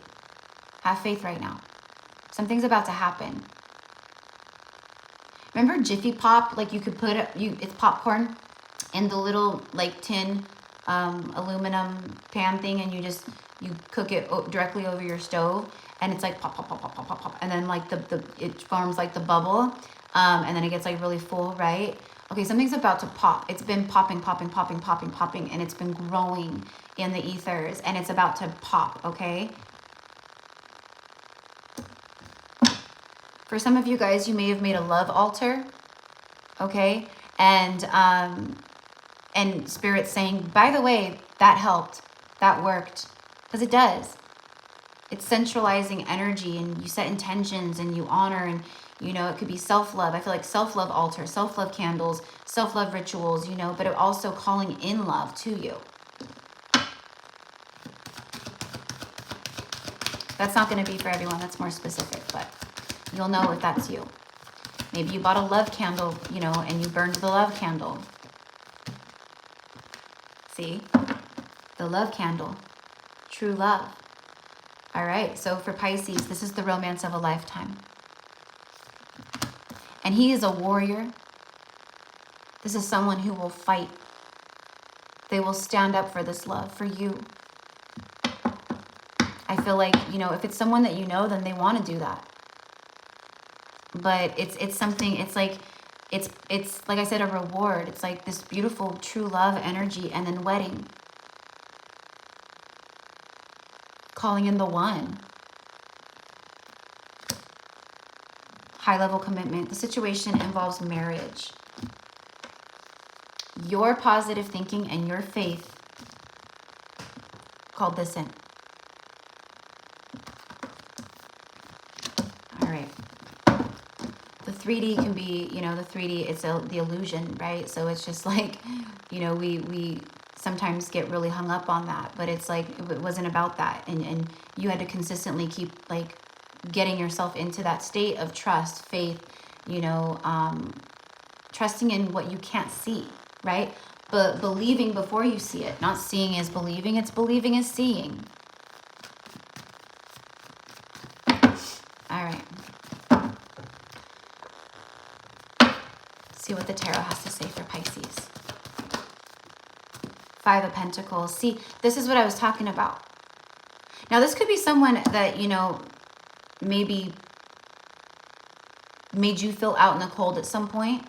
6 of Wands again. But the way that I'm feeling it is that's why you have stay positive or stay optimistic about your love life and have faith, because I feel that. That's exactly what I just said. Or maybe you're having these moments where, you know, you get like, you know, a feeling of hopelessness or despair. And you're like, I'm trying to have faith and all these things, but, right? So it's almost like there's a change happening here, okay? So again, like just keeping out of this. But I think for some of you guys, maybe you put this person out in the cold in the past, or they made you feel out in the cold. See? And then the separation, the heartbreak. Okay? So also for some of you guys, you could be connecting to a true love, soulmate, whatever you want to say, who was maybe connecting with a third party, and maybe they're going through also a separation, putting someone out in the cold. Maybe they have faith in you too. Maybe they've never let go. Okay, so it's going to be a little different for everybody, but I'm just sharing everything that comes through. Resurrection. Someone wants to, it's coming out of a separation, I think, for a lot of you guys. Let's get one more. The Hermit, yeah. So you've been in this like mode of healing, you know, mending the heart space, you know, you've known, and maybe that adds a little bit to like the discouraging energy of like, you know, not trusting sometimes in the process, because you've maybe done that in the past and it hurt you, right? So whatever it is, okay, you've been in this energy here, Pisces. Like solidarity, like spending time with self, hermiting. But you've been doing a lot of deep inner work, reflecting, soul searching. I also think that, again, for some of you guys, this is someone you connect to, true love, who's been doing this too, going through the dark night, hermit, whatever you want to say.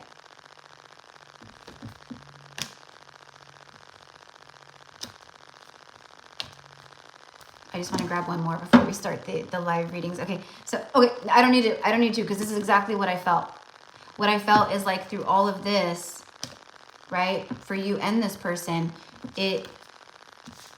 there was always this underlying like feeling of like, you know, I know that there's a happily ever after there for me. There it is. Oh, there it is. There it is. There is absolute emotional fulfillment and completion here for you, Pisces. True love, wedding, 10 of Cups. It's beautiful. You guys light each other up. All right? Like, there's something about you light each other up. It's just, you light each other up. That's what I got. That's what I got. So, that is what I have for you, my loves, okay? And what I also want to say is like all of the pain, all of the heartbreak, all of the abandonment, every single time you were left out in the cold when it came to opening up your heart, love, things like that, like it was all, nothing isn't ever in vain, right? Like it was all for a reason to get you here. And now, here, right? So that is what I have for you, my loves, okay? All right. Also, spirit babies. There's something about spirit babies. Maybe you feel a child, you know, around you, a spirit baby. It's like spirit babies guiding you and this person together. Mama and Papa. Mama and Papa. I'm going to bring my Mama and Papa together because I'm ready to incarnate. Or it's maybe a child that you had with this person in a past life that's guiding you guys back together, helping you. Either way, that's what I got. So thank you, my loves. I hope that you enjoyed the zodiac messages today. If you want to hang out for the live mini personal reads, you're more than welcome. We would love to have you. But if not, then thank you for hanging out. And if you should be able to, if you are like just coming in or whatever, like go watch the playback to the messages. Okay, so started with Aries and ended with Pisces, because Aries is the, it starts the zodiacs. So there you go. All right.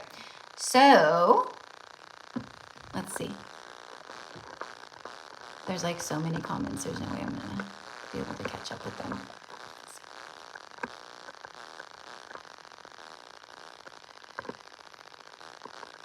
I like that, Colin. Colin Debbie's talking about, it's Bob Marley. 3 little birds pitch by my doorstep. Yeah, I love it.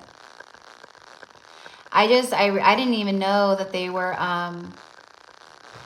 making a movie of Bob Marley. I didn't know that. I can't wait to watch that. Anyways, I was with my family yesterday, and we were watching the 49er game because our family is like hardcore Niner fans. Anyways, I saw the commercial because I don't have cable. I haven't had cable for probably over a decade easy. So I don't see commercials and, like stuff for movies and things. Like, so I was like, oh my God, He's like, my brother's like, you didn't know that? No. All right. So anyways, all of my peeps that are on the list today, I'm going to read the list. I didn't watch the trailer, but just what I saw from the commercial looks so good. Talk about a freaking light worker. Like, right? So, alrighty, guys. Number 1 today on the list is Carly T. 2 is V. 3 Lola. 4 Adam. 5 Nisha. 6 Maryann. 7 is Jennifer Frost. 8 is Alex. 9 is Lauren. 10 is Steve. And 11 is Rebecca Barr. Okay, so that is who I have so far. If I feel, maybe when I get to the 5th or 6th person, if I feel, up to it, I'll take more. But the past life reads, I don't know why. It's just crazy to me. Probably because it's like, I don't know. I don't even know. Not even going to pretend to try to know. So good. I'm glad that they resonated with you guys. Makes me happy. I'm glad. Yeah. Good. A lot of them resonated with me too, but keep in mind, I always like to watch the whole thing, like if other readers do that, I don't usually skip through. I will kind of just listen to each, because I feel that we learn, and pick up things from right. It's like a whole message, a whole reading. So anyways, okay. Let's see here. Oh, you know what? I'm going to go. Oh, I have 2 pieces here. I was like, I need to go grab my gum. Alrighty. But I do need to grab a past life reading deck, which is, I think it's over here.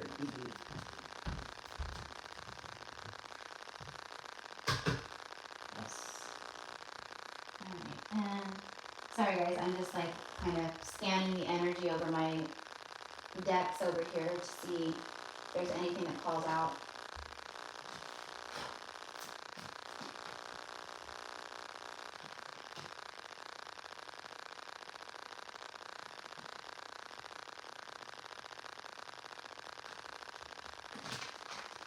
Alright, let's see. I might incorporate that, but there's my past life oracle. I think this is by Doreen Virtue.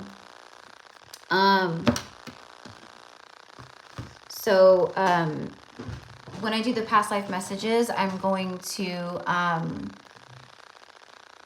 move the camera so all you see is my hands. It's an added concentration for me. Okay, it just helps me. So and I will connect to your energy and just see whatever comes through. So, you know, and then if I feel called, I'll, you know, pull, probably for most of you guys, I'll channel what comes through for you, and then I'll, you know, pull maybe a card or two from the past life oracle deck to see maybe, you know, something else that wants to come out. Actually, where's my little, it's not really like a past life thing, but maybe, no, it's okay, I won't use this. But I will use some tarot. Okay, so, you know, if something comes through and it's like a past life thing, right? And I'm just like, oh, I'm seeing this, you know, you're dressed like this, or this is, you know, it was around this time, or you're doing this, or whatever it is, right? I'll, you know, I can clarify using the tarot, and then that will help me, you know, further the message for you if I need to. Okay, so anyways, all right, so I'm gonna get into it. Actually, really quickly, if you guys don't mind, I'm gonna try to use the restroom real quick because I want to fly through these, and I don't want to stop, you know, or have to interrupt a, you know, message for you guys.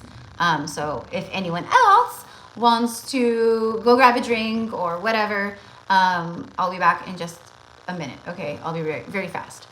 So I make sure I don't. And Carly, my love, are you in here, Carly? I don't know that she is. If you are in here, just let me know. But you don't have to. We know you don't have to be present to get a reading. I was just hoping she might be.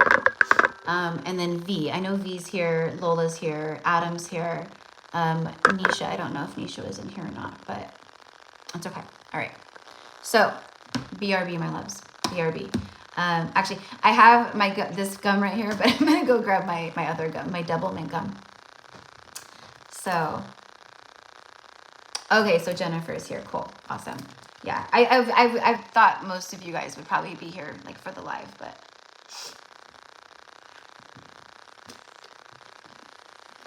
Okay. Be right back.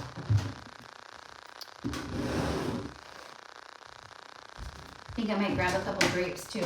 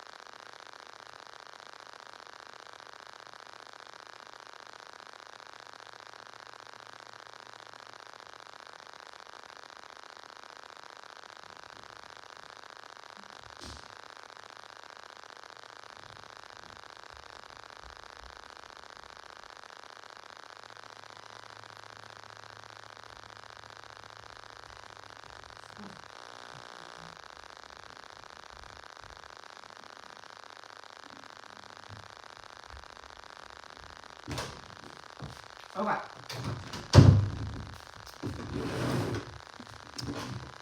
I'm going to go ahead and just clear the energy before we get going.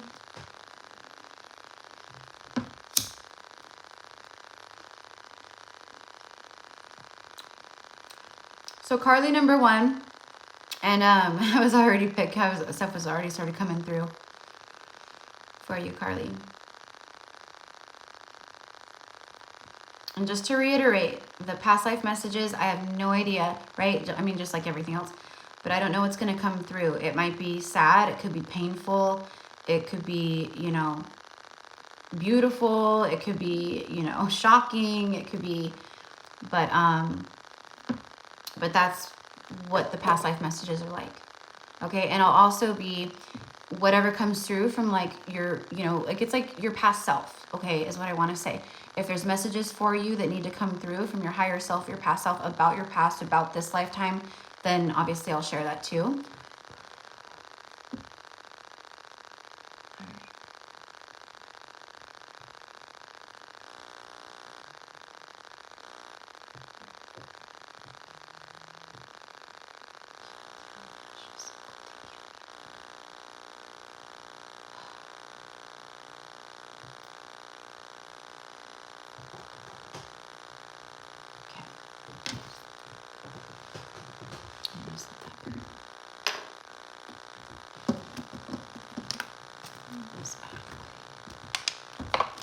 All right, so, okay, love. So I'm just gonna move the camera now. All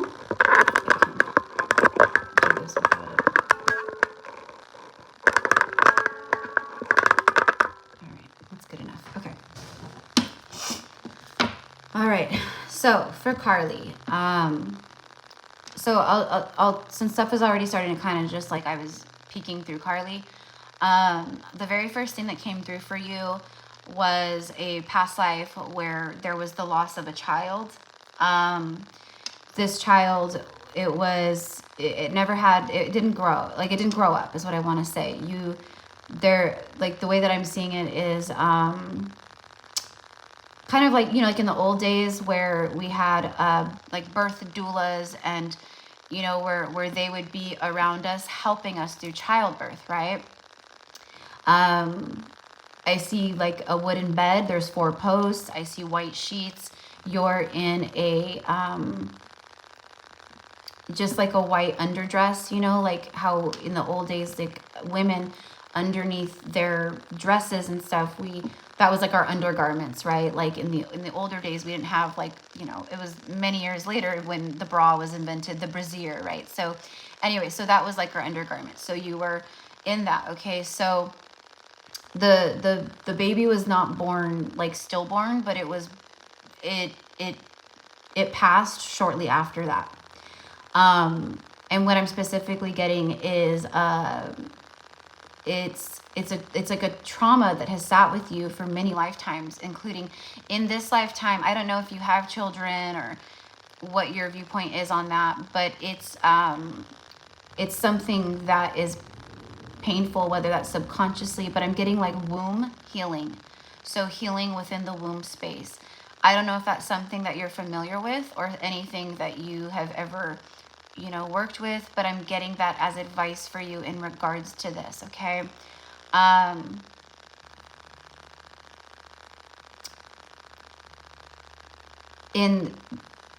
not getting a specific like year, which sometimes I do. I'll get specific years and locations and, you know, things like that. But what I am seeing is outside, it's very green everywhere. It's just very green, very lush, you know? So, you know, what I'm feeling is like, this would be somewhere like, I want to say Ireland. That's what keeps coming through is Irish, Ireland. So it feels like, you know, maybe you connect with that energy, the Celtic energy, but there's something about that. Okay. So maybe you were just there at this time, but I think that's a part of your, like, it's a part of your lineage. Okay. So I don't know if you have Irish energy, like blood, or you know, like, you know what I mean, like if that's a part of like your nationality that you know of, even if it's like, oh, I'm 10% Irish, you know, it's just coming through very heavily. But it's very beautiful, very green, very lush. But this was a very oftentimes I'm shown lifetimes that were very pivotal, very intense, could be very painful, but it always ties into this lifetime somehow. Okay, so, you know, it could be like maybe a fear around childbirth, or a fear around having a child, or, you know, things like that. Okay, maybe it's subconsciously, but maybe it's conscious, I don't know.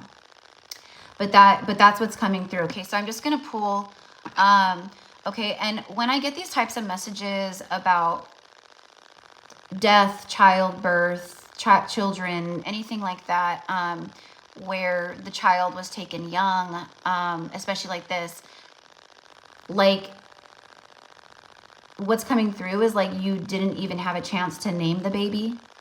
Okay, like it wasn't like you were going to name the baby, like it's like you wanted to hold, like you wanted to get to know your baby for, you know, a few days. It wasn't like nowadays where, you know, you have to slap a name on the birth certificate and, you know, all the things. It wasn't like that, right?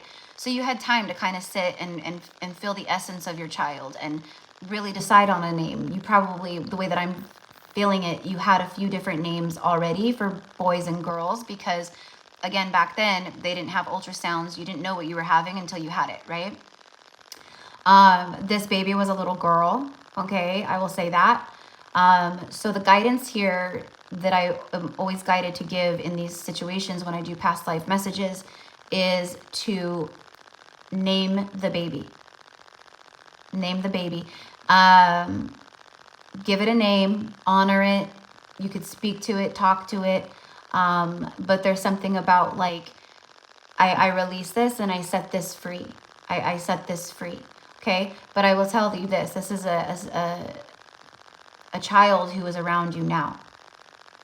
Maybe you have felt like, you know, if you don't have children, maybe you've always felt like, you know, I don't know what it is, but I'm just going to have a girl. I feel a little girl. Okay, this could be that energy that you pick up on as well. All right, let's see what comes out here.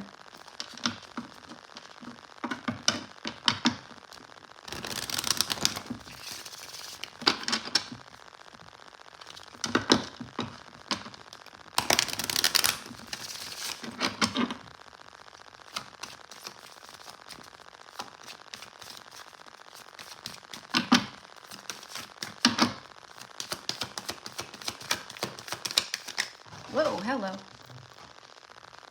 Ships and communal living.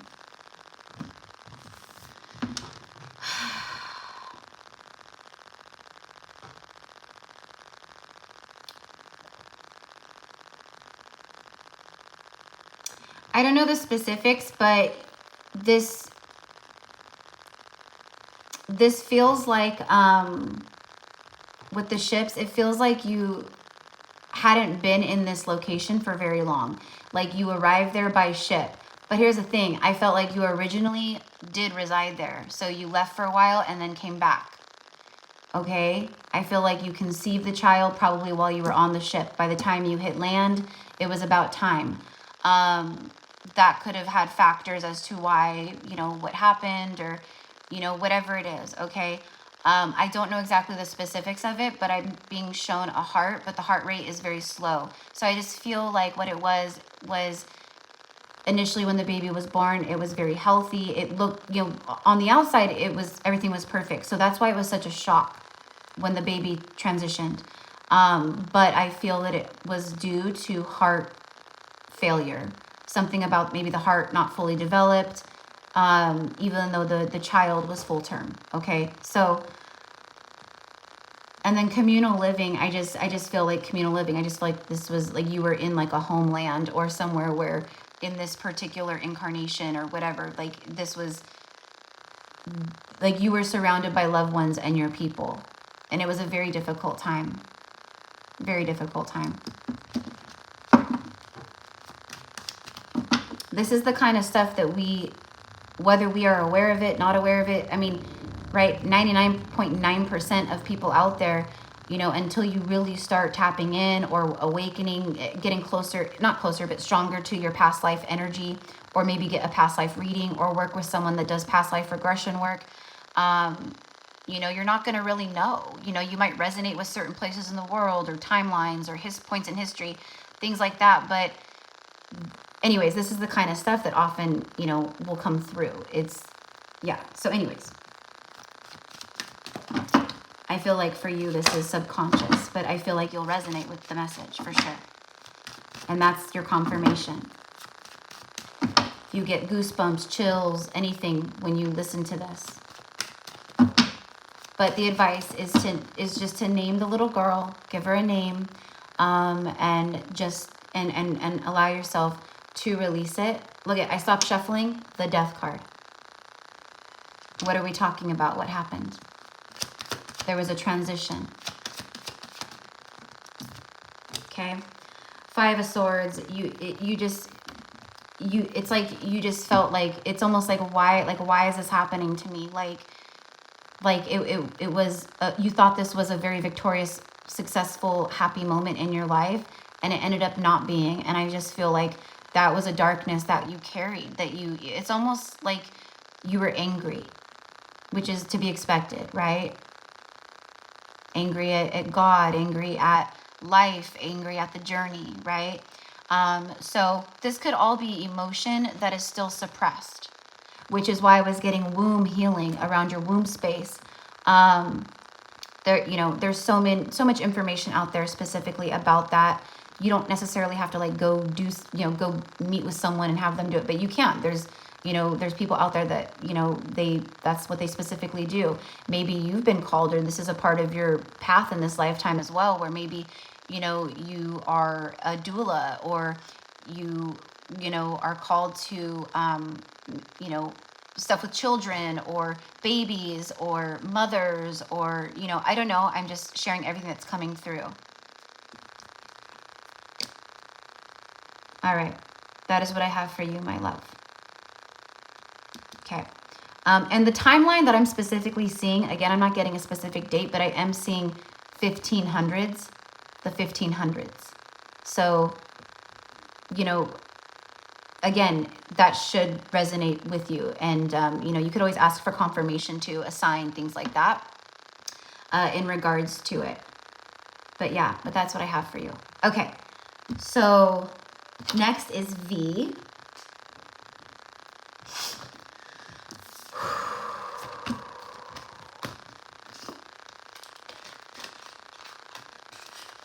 Sorry, V, I'm just getting a piece of gum really quickly. The first thing that's coming through for you, V, is Jamaica. Now,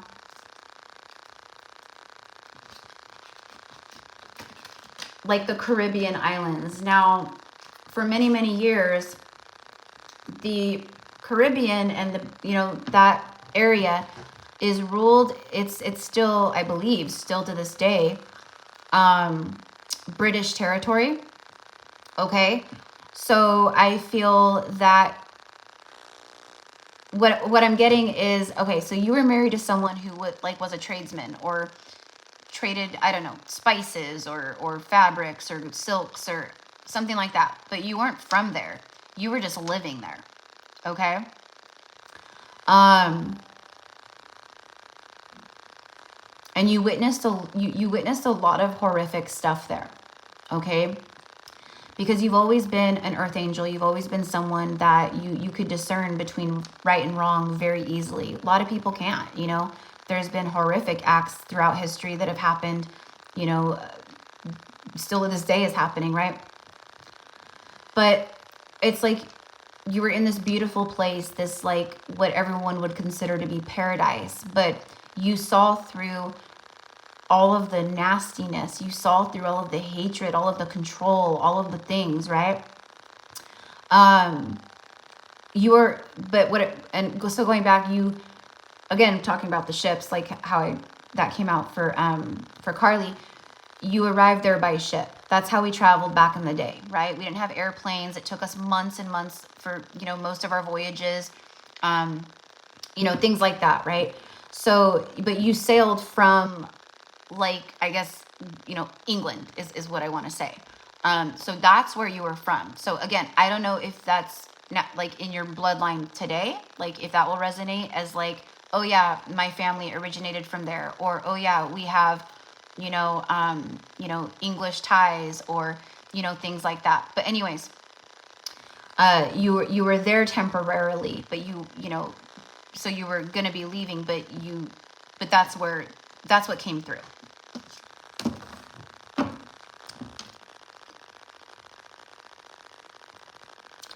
This husband of yours was very controlling, not a nice person, okay? This is someone who is a karmic to you, and what I'm being told and shown is that this husband in this particular lifetime is someone that you have single-handedly dealt with in this lifetime. That was the karma. You had to take your power back from this person in this lifetime. So this could be an ex-partner. This could be a father. This could be, it feels like it needed to be balanced in the form of love. Okay. So someone karmic or an ex, you know, I don't know. I don't know your history in love and stuff. You know, like it would be, an example might be like someone who married a controlling husband in this lifetime, and they ended up, you know, after years of being controlled, took their power back, left the person, and healed the karma, right? Learned the lesson, healed the karma. But you had to, in this lifetime, you had to take your power back from this person. And this is someone who is, like I said, this person would be very controlling, very jealous, envious, very insecure, but they took it out on you. Okay? So, I wish I could go deeper. See, the Hierophant, this speaks of religion, okay? And what I'm getting is like a religious fanatic. That's what I'm getting. And again, you being, you know, and there's nothing wrong with religion, right? Like in that way, I don't place judgments on anything, although I don't agree with it. I feel like there's a lot of truth in all religions, right? Omnism. But there's no right or wrong particular one. It all boils down to faith in God, yeah? So, but this is someone who, you know, it's like tale as old as time. They were, you know, religious, and I'm the husband, so you must obey. The wife obeys, like, you know, all this stuff. But they were also like an alcoholic. They were abusive. They were, you know, controlling, power trip. So, you know, however that connects with you, but I'm just seeing if like anything else comes through with that. This is Taurus energy, so I don't know, could have connected with someone, you know, in this lifetime that had that Taurus energy. It's like bullheaded, period. It's stubborn like a bull. You've dealt with that a lot, and you've had to take your power back from that a lot. Okay, so here's the advice for everyone that gets readings today. If things like this come through for you, meditate on it, connect with it, sit in silence with it, like just connect to that energy and see what else comes through for you. You can access your own past lives and Akashic records very, very easily if you wish to do so. All right. But you saw through the hypocrisy in a huge, huge, huge way, is my point. And that's a part of your gifts. You've always been able to see that through situations and people. Okay? But this is something that created some very big insecurities, self-doubt, shame, upon yourself. Okay? So, you know, I can't be too graphic here on the channel. Okay? But this is someone who, when I say nasty, they were very nasty. So congratulations for rising above in this lifetime and stepping out of that, okay? And this is just to help bring confirmation, healing, insight, whatever it does, okay? See, 5 of Cups. This is emotional pain, loss, grief, sadness, right? And that's what you dealt with a lot in this lifetime. we'll just see what comes out. I have no idea, you know, what'll come out with the...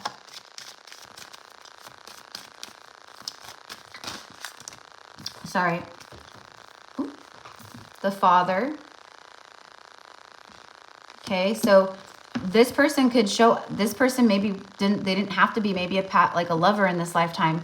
It could literally, you know, I don't know what your connection is with your father, but it could even be that. But what I feel is like this person tried to, it was like they acted like your father. We'll say that. They acted like your father, okay? The orphan card, I feel like you were fully, you know, dependent on this person. Like, I feel like you met this person at a very young age. I'm specifically seeing 13 years old. And this person was about 20 years your senior. Okay? So, again, very common with past life stuff and, like, the old days. You know what I mean? Like, families married their daughters off very young. Oftentimes, you know, to older men or whatever, right? Like, okay, so I'm not going to get all into that, but I do feel that it was dysfunctional because I feel that you did lose parents at a young age or something happened. And I feel like it was weird. Like, it was like your husband, but it was also like a fatherly figure. Okay. So there was a lot of like dysfunction, you know, there with that dynamic. And that's, again, a part of what you've been healing, working through. Okay. So to help you release blocks, anything that needs to come up, you know, you'll probably, again, for everyone today, receive confirmation about this. You'll get signs about this. You might, like, later tonight, like, you know, or, you know, you go on YouTube and you see a reel of, like, you know, someone is on vacation in Jamaica, you know, or something like that, you know. So, but you should receive some kind of, you know, confirmation about the message.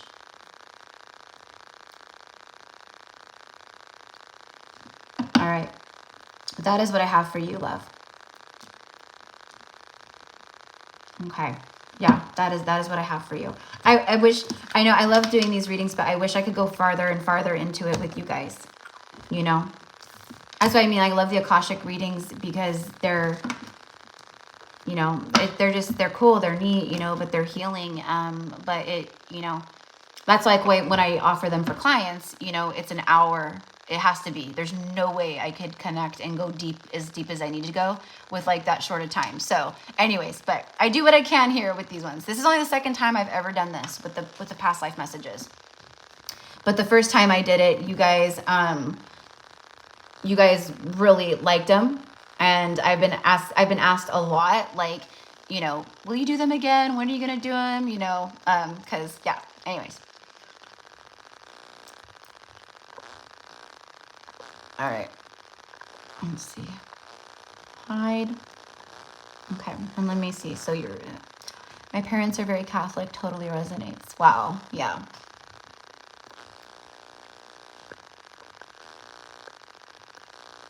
Sounds like your son's dad. Okay.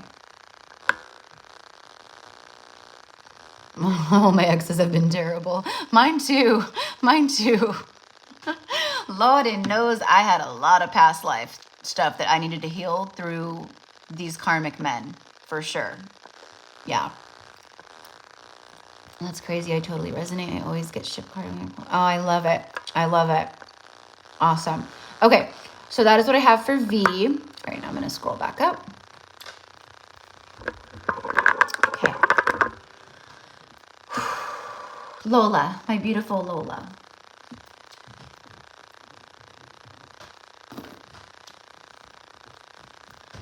What is coming through for Lola?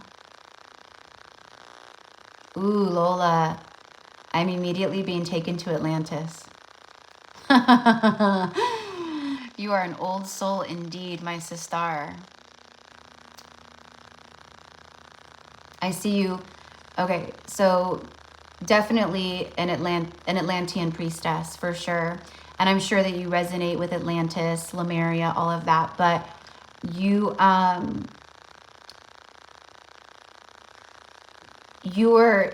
someone, I'm seeing you with like children around you, and you're teaching them, and they love you. They absolutely adore you.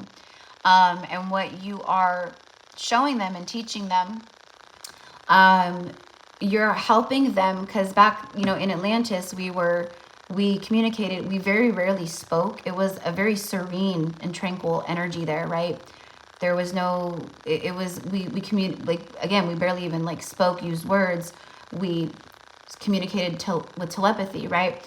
So what you're doing is you're helping these children hone in on their telepathic skills, on their psychic abilities. But you're also like one of the way showers of, you know, Atlantis in that time, where they specifically work with the children and helping them to, just like we would nowadays, you know, we teach children stuff and work with children, and, you know, they go to school and they learn things, right? So you were a spiritual guide and teacher, not just to the children, but I'm being specifically shown a group of children around you. Okay. And you're wearing, it's a gold crown, but it's not, it's just, it looks like a gold, it's a very kind of thin gold circle, and it has a huge green stone in the center that sits upon your forehead. Okay. And you have long, it's like a dress, but the sleeves are very, like the opening of the sleeves hang very long, and then it kind of fits your arm more, but it's, all lined, the lining and everything is like golden lining, and the dress is like this really beautiful, like pearlescent white. Okay, so if you can imagine yourself like adorned in that beautiful white, like a gown type thing, right? But, and the sleeves hung very low, but it was all just white and gold, and then you had that very thin gold crown with the green embellishment, or the green crystal right in the center. And specifically, I'm getting emerald, the word emerald, and emeralds are green, right? So there is something with that. You might even be very connected to emeralds. I don't know if it's like a birthstone or what, but, or just drawn to like green stones, green crystals, but I'm seeing it. I don't know what the significance of it, but it holds a lot of power. Okay. You know what? Hold on. Because Atlantis is coming through for you. So the point of all this is that this is a part of who you are in this lifetime. You have an ability to connect with people, but children in particular. You are a very powerful spiritual teacher and guide. Okay? Where's my Atlantis cards? I have Atlantis Oracle cards. Sorry, 1 second. Here they are. Found them. Okay.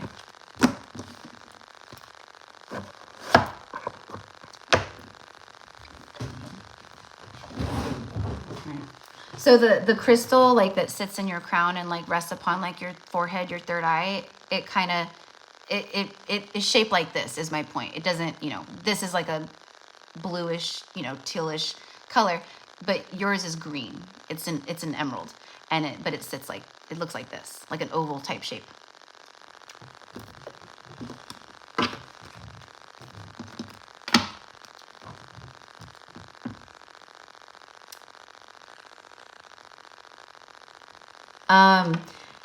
And I don't know how all this ties in, but what I'm getting is like, okay, so I don't know like what you resonate with as far as like star races and things like that, but very strongly I'm getting Sirius Star Nation, right?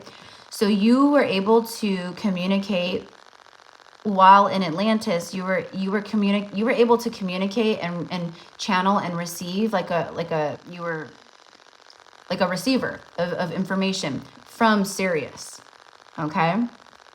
And I'm also getting like, there's a lot of star seeds that walk Earth at this time that, you know, have, you know, they're very wise, ancient souls. They hold a lot of wisdom, because we need to be here at this time because of Earth's transformation, obviously, right? So some of the most powerful light workers and star seeds are here, ancient souls. But I am getting high counsel with you. So it's like you sat on a high council, like, and and again, I don't know like the logistics of it all, but basically you're a highly ranked individual. People really looked up to you, like you're just this powerful energy and being. Okay, so you helped in a huge way, and that's why you're here on earth here. Okay, so I don't know if you've ever felt called to work with children. I honestly, like, you're one of, you've been with me for a while, and I've read for you so many times, but I honestly, I don't know what you do for work. Like, I don't know if you work with children or if this is, I don't know. Okay.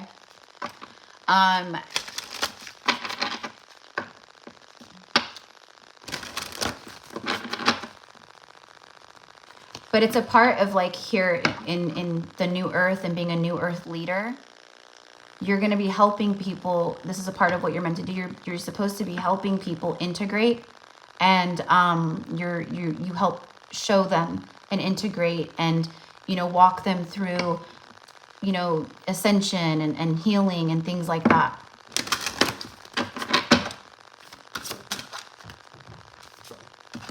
Okay, so the dolphin card came out, okay, which the dolphins are connected obviously to Atlantis, but Sirius, okay, right? And then look at the children, okay? And there's this like person standing back here watching the children. So for me, it's representative of a teacher with the children. And in Atlantis, we work with all kinds of things in different ways, right? Like, it wasn't like typical like what we school these days. It's like go into the water and connect with the element of water, and connect telepathically, communicate with the dolphins and the mermaids and things like that. And it's like you would oversee them. So it was all about like teaching and learning, but it was like that's kind of the stuff that we did in all different ways, right? So anyways, let's see what this says. This card suggests that you live lightly and wisely, bringing joy, fun, and laughter into your life. You are also guided to develop your healing abilities, serving your fellow humans and the planet. See? Exactly. So, and then it just talks about like how the dolphins came to Earth from Sirius to teach humans. They are wise ones who also maintain the vibration of the oceans. Okay, so again, just that really strong like ocean water energy as well. You might really much connect to mermaids. The way that I'm getting it is I think that you actually were a mermaid in another lifetime, probably in Atlantis. In Atlantis, they telepathically imparted guidance. That's what I was just talking about. That's what you did. That's what I was seeing.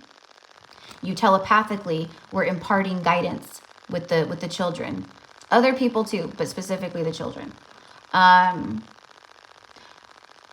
Okay, so telepathically imparted guidance, technological knowledge and wisdom as they swam with people.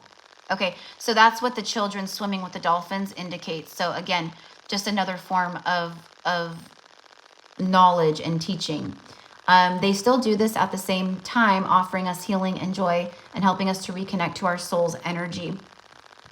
Okay, so anyways, just wanted to kind of dig into that a little bit, but that's beautiful. I love that because I feel like it's you, and then what you did as a spiritual, as a guide, a teacher. We'll say that. Okay, so that is what I have for you, my love. Again, just like everyone else today, hone in on that, connect to it, see what you feel about it, see what comes through for you, see if you get anything else in regards to it. That's what these are for. So I already knew you were an old soul, but I love that Atlantis came up. All right. So that was for Lola. All right. So for Adam. Put these back up here.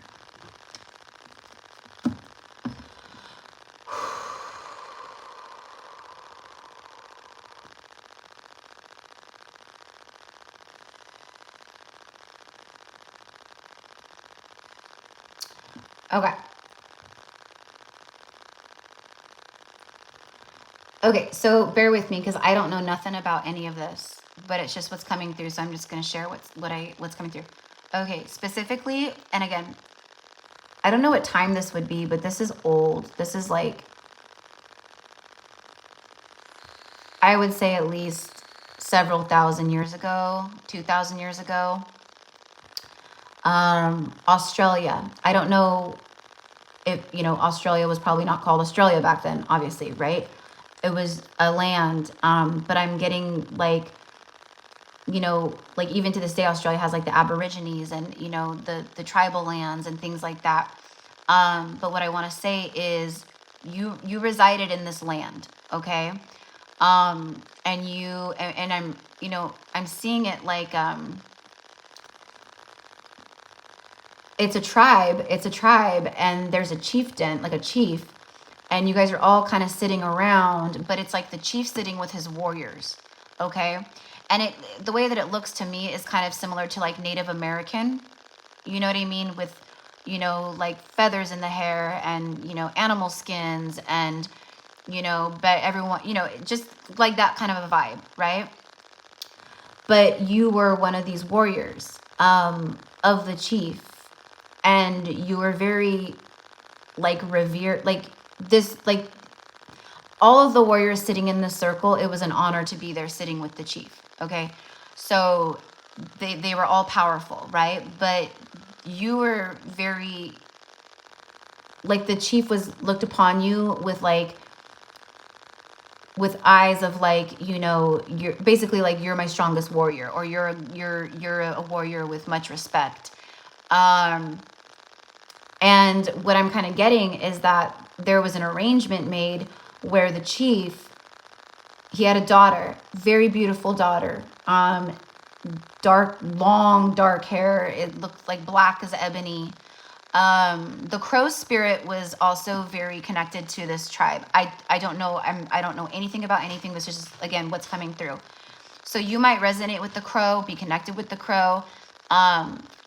And it's actually like crow feathers is some of like what they're wearing, and like the headdress or the different, you know, their clothing and stuff. But you were set to marry the chief's daughter. Okay. So let's see what comes through. And the reason why this is significant is because it was like an arranged thing, and I felt what I'm feeling, what I see is like there was some resistance with you. Like it was like, I'm a warrior, like I don't want to get married, I don't want to, you know. And then it was like a pressure of like, well, you know, what if I don't live up to what the chief is expecting me with his daughter, right? Kind of a thing. Like, I don't want to let anyone down. That's what basically the message is. But it ended up being a very deep love that you shared with this woman in this lifetime. We'll say that. Okay. And the way that I'm seeing it is,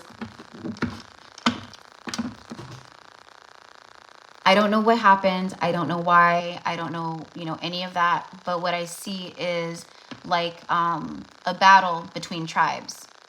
Okay. And what I'm getting is that they were battling over was lands. Okay. Like, I don't know how any of that works, but it was a battle over land. Territories is what I'm specifically getting. So something happened, but because of this, something happened to her. She ended up passing. And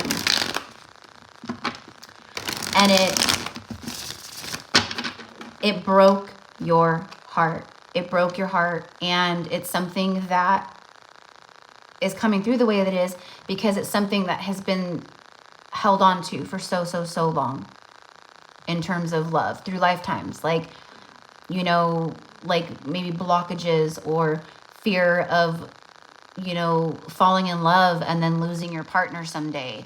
You know, just things like that. Okay. Because it broke your heart. And it was something that, like I said, you're this fierce warrior, and you didn't want to do that because it's almost too like you felt love would weaken you, right? If I don't love like that, I can't be weakened. I will remain a strong warrior. But you did, and it crushed you. And what I am seeing is like there was vengeance taken, or something happened where you took vengeance back, okay, from whatever happened to her. And the reason why they specifically targeted her, because it was a target on the chief, his daughter, okay? So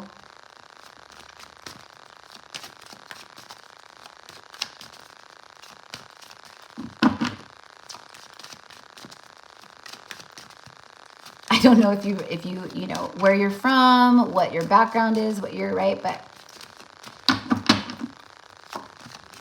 that's where I was immediately taken. So let's just see what comes through for this. You can't make it up. Like, thank you for confirming. Because I know, like, if you're tuning in and you're new to all this or whatever, it can, you know, seem, you know, kind of weird maybe, you know. But anyways, there it is. There's you and her. And he is a warrior. Okay, so again, like, I wish I could go farther into it and give you more, but this is just confirmation that this was a true love. This is someone that, you know, I mean, to this day and age, this could be someone whom is a past life soulmate you meet in this lifetime, or maybe it's like a twin flame thing. I don't know, but it's someone who it fragmented your soul into many pieces, and it's affected love through lifetimes and this lifetime as well. And the way that it would come through, like I said, is a great fear of love and loss. I don't think it has held you back from, like, being with people and loving, but it's like, it's there. Okay. So again, you know, connecting with that, meditating on it, see what comes through, see what comes up, you know, or just, you know, talking about, you know, I wish to heal this. I want to, you know, heal this, release this. I release this fear, or I release this pain, these wounds, you know, however it comes through for you, you know. But yeah, and one thing I do want to say is, see, and the bottom of the deck is this is someone that you were in marriage bond union with. You guys never had a child. There was no children. There was nothing like that. But it's someone that you cried over, someone that, you know, for many moons, many lifetimes, it stayed with you. Okay. And I feel this is because the way that I'm seeing her, you know, the way that I'm seeing her, she reminds me of, like, I don't know if you're familiar with the actress Salma Hayek, but she kind of has that like that look to her. Beautiful dark ebony hair. She was a very beautiful woman, beautiful full lips. She had dark eyebrows, and her eyes were dark as well. And then right here we have the brown eyes. So anyways, that's what I got for you. So I hope, you know, that it helps, connects, however it needs to. But yeah, beautiful. We could not have gotten a more specific message to confirm that. That's beautiful.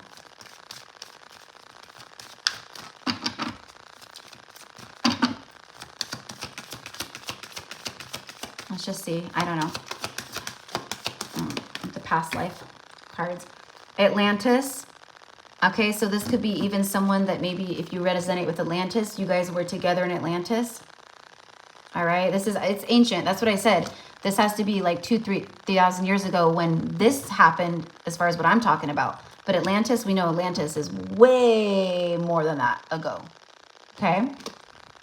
But also what I'm getting is, like, the dolphins, the ocean, you know, Australia is, like, surrounded by the beautiful water that's almost like that tropical type vibe or Caribbean type. Do you know what I mean? It's like that. Okay, so I just feel like it's like the energy of that. All right. But that is what I got for you, love, okay? So let's see. I can feel the grief connected to love, yes, and the warrior past too. It has always been present. Yes, great fear of loss. Awesome. Awesome. And you do resonate with Atlantis. Okay, beautiful. So I think this is, like, again, a soulmate or a bond that you've connected with through, right? It's an old love, for sure. Which is why it's been so deeply ingrained, right? So, okay. Obviously you have more past, right? I mean, we've had, a lot of us old souls, right? We've had so many past lives, incarnations. So, you know, when it comes to, like, past life stuff like this, like readings and messages, like, I mean, we're not even scratching the tippy top surface, nothing. Like, we're we're getting a little sliver of one big piece of it all, you know. So that's why I love them so much. They're just so cool. So beautiful. All right. So let's see. Next is Nisha.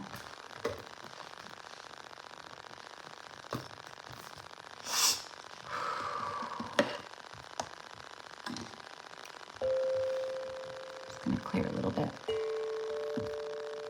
I'm telling you, I don't know what it is, you guys, but when I channel this kind of energy for people, it's intense.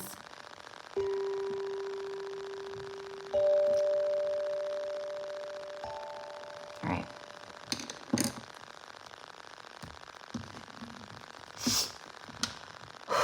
Nisha. Immediately I'm being taken to Egypt. Immediately. Like, I love this. This is what I don't know what it is, but I have it's very easy for me to tap in and connect with these kinds of, like, the past life stuff. So ancient Egypt. All right. So, and for some reason I'm seeing you are a woman in this lifetime, because, you know, you guys know that, like, not every single lifetime, you know, like, women, doesn't mean every single lifetime you've been a woman. You have probably incarnated as a man before too, or vice versa, right? But I'm actually seeing you as a woman, but you're walking alone. Ancient Egyptian attire, you're barefoot, but you're walking alone through the sand, through it's like, okay, and I am seeing the pyramids, like, not, you know, I am seeing pyramids, okay, but this must have been a long time ago, because the way that I'm seeing it, like, what I'm seeing in front of me is a pyramid of gold. So the pyramid, every stone or brick or whatever was gold, okay, solid gold. So this was a long time ago. But you're walking through the sand, and it's like you're walking towards the pyramid, but you're walking alone. The sand is burning under your feet. It's very hot. Okay, I see you're wearing 2 gold cuffs. Okay. And you do have, like, it's like white. It's just like very, very sheer white. I don't even know how to explain it. It's almost looks like a kind of like a cape. Okay, but it's like blowing behind you, and your hair is blowing with it, like back behind you. Dark black hair.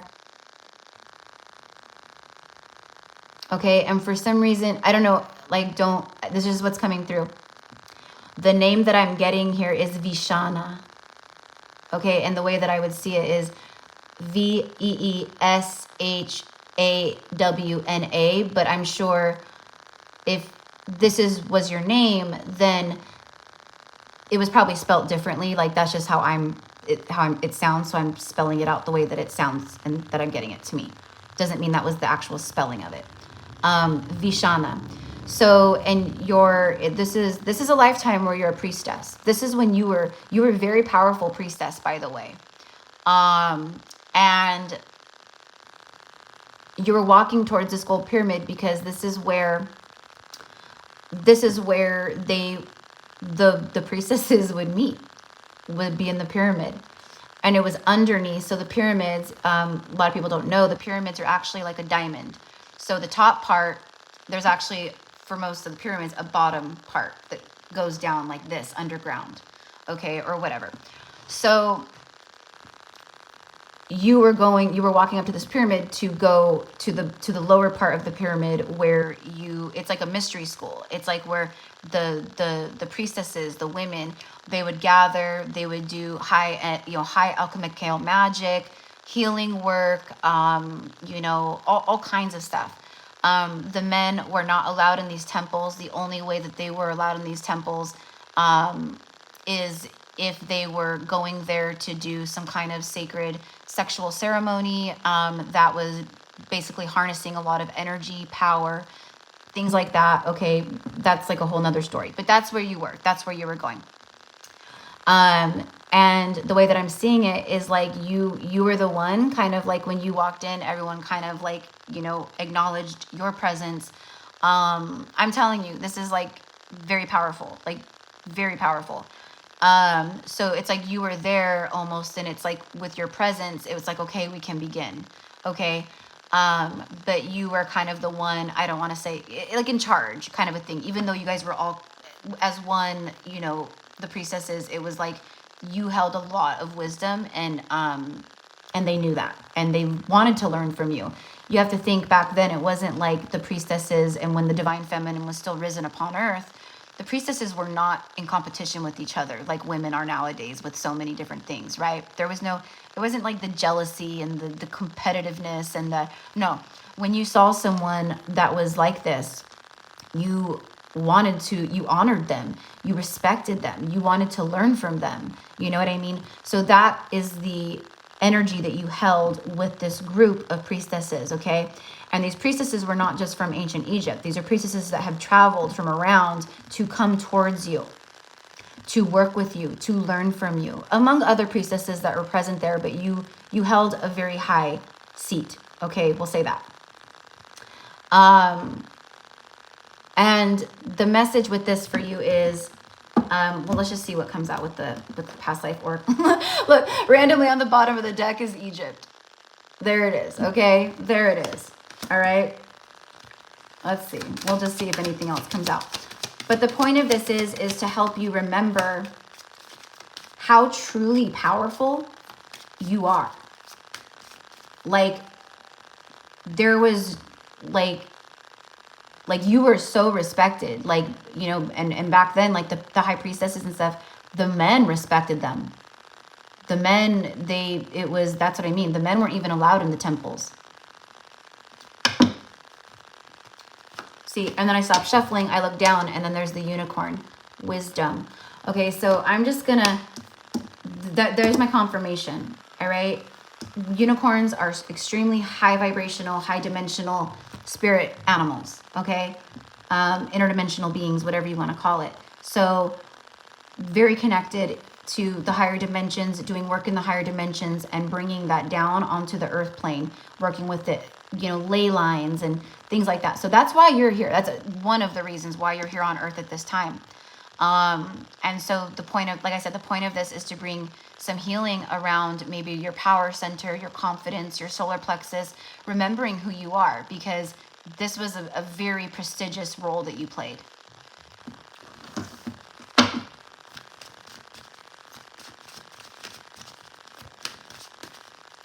Okay, and for some reason, what I'm seeing is like you held such power that just the snap of a finger, you could make a mountain crumble. Okay? And I'm being literal with that. You harnessed, like, and this is how this stuff works, guys. Like, it's like we have, like, most people are like, oh yeah, I'm so powerful, and you know, because I'm, you know, like, you know, I'm a medium, or I'm a psychic, but like we truly like have forgotten like how powerful we actually really are as infinite spiritual beings, and being able to be connected to the 3D earth plane as well as that realm, right? So literally, like, you harness the power where you could make a mountain fall. And I was gonna just shuffle, this fell down, and immediately I saw the Emperor. Powerful, authoritative, a leader, right? So, you know, even though it's you were feminine and very much in this divine feminine, like, right? But you knew how to balance both. You knew the importance of both, okay? So again, it's about remembering your power in this lifetime. Okay. So that is what I have for you, my beautiful Nisha. Again, I wish I could go deeper with you guys, I know. But all right. I'm even going longer than I intended to with each of you guys, but it's because I have to. These aren't just things you can just, you know, right? Okay. And of course, I'm going to channel anything that comes through. All right. Okay, so next, Maryann Masso.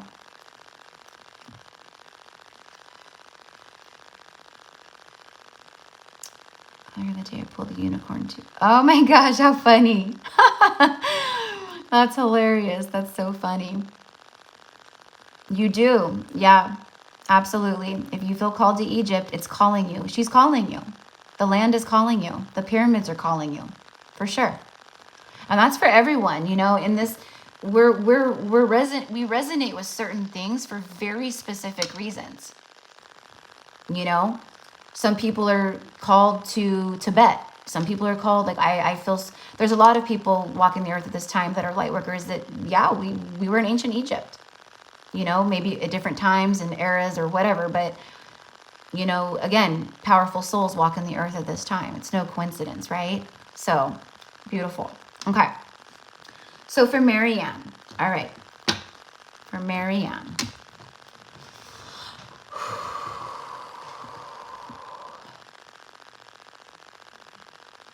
Italy. I'm being drawn to Italy. Very strong Italian energy coming through here. I'm smelling like Italian food. I'm seeing like beautiful tables set out. This is, okay. Okay, so there was something, I don't know if you like to cook or if you're, you know, or maybe you don't cook at all. I don't know. But what I'm seeing here is, like you were like a maiden, like a handmaiden, like a, you know, like you were like handmaid to like a very prestigious, like a woman, right? But her and her husband were very wealthy. And specifically what I'm getting is landowners. So they were very prominent landowners. But anyways, you were like handmaiden, but it wasn't like, oh, you're just my maid. Like, no, actually the wife valued you. Okay. But one of your greatest gifts and talents was food, cooking. And so you made these, you had a knack about cooking that other people, like, you know, there's all these amazing cooks, right? But you had a way with food that others didn't. And the people that you worked for knew that, and they honored it. They actually loved it, right? These were not like mean people that treated you like help or whatever, right? They actually valued you, and they knew that other wealthy families would make offers to you, because they wanted you. It's like they were fighting over you, you know, like they knew what a great cook you were, and just, you know, all the things, right? But it was about your food, the love you put into it, the soul you put into it. Everyone felt it. It was healing. Okay. Like you infused them with love and healing and, you know, comfort and nutrients and all these things, right? But it wasn't just, oh, you know, it was, I'm telling you, like what I'm being shown is like a long table in like a dining area. You know, there's candles lit everywhere. There's like a chandelier, but the chandelier has crystal droplets, but the chandelier has candles all through it, right? So, I mean, there was not electricity back then.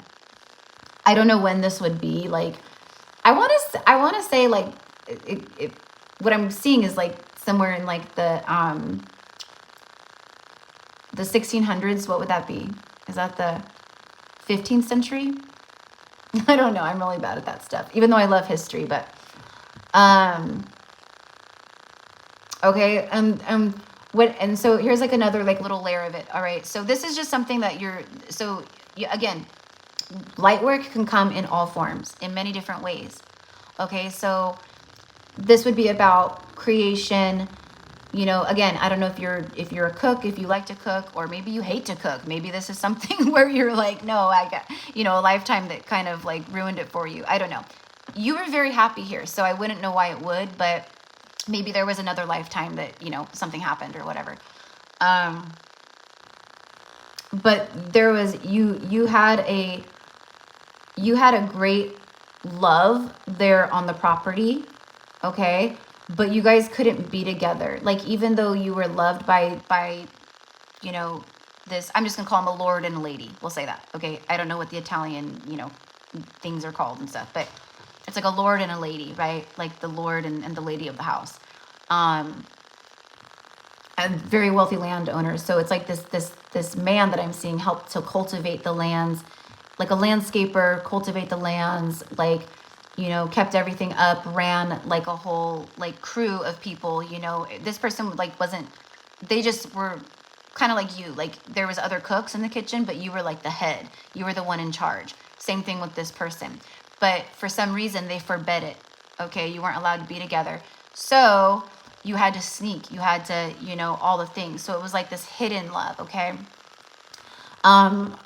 I don't know why, but I'm not being shown very much more than that. Let's pull on the let's pull the tarot. Let's see what comes through.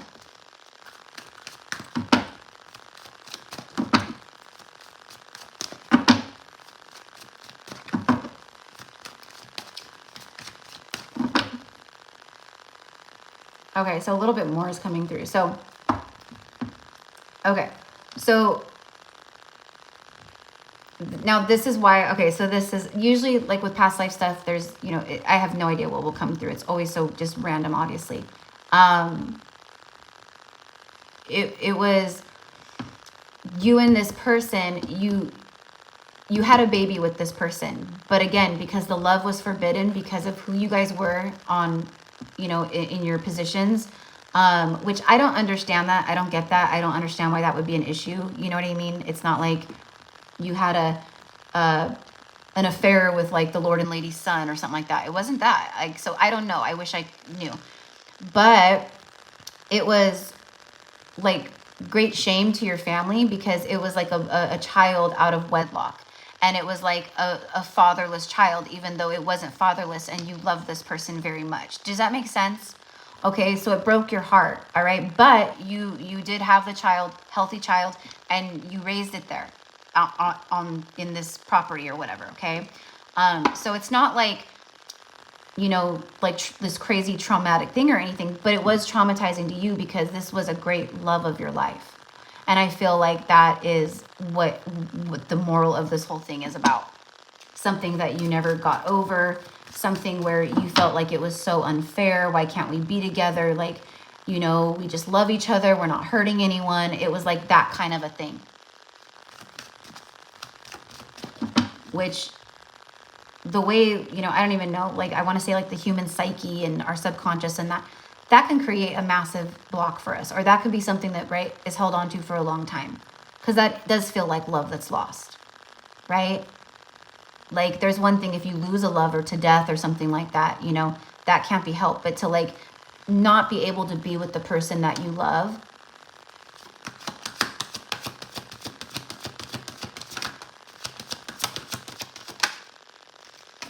Ten of Wands.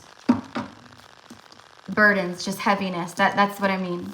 It created a heaviness for you, and you've carried this around for a long time. You may even feel like that with certain people that you've connected with in this lifetime, or maybe you've had a situation in love where it felt unfair.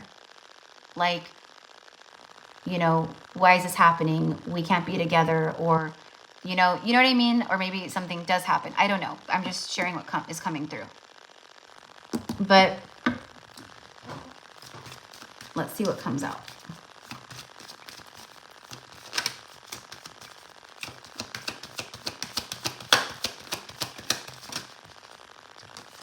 Yeah, see? Oh my gosh. See? Look at this. You can't make it up from the past life oracle.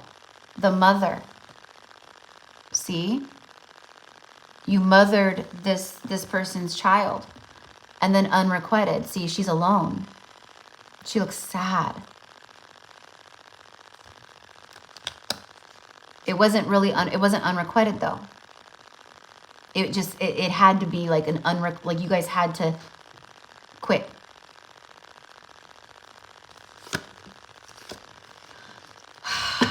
It's so crazy how this, how it's just crazy how this all works and it backs stuff up like this. But yeah, there it is. Okay. So anyways, love, but that is what I got for you. I wish I could give you more, but so Italy, I don't know if Italy resonates with you or if you have Italian ties, blood, you know, again, it could be like, oh, I'm like 10% Italian, you know, doesn't matter. There's a strong tie to that. Maybe you love Italian food, you know, I don't know.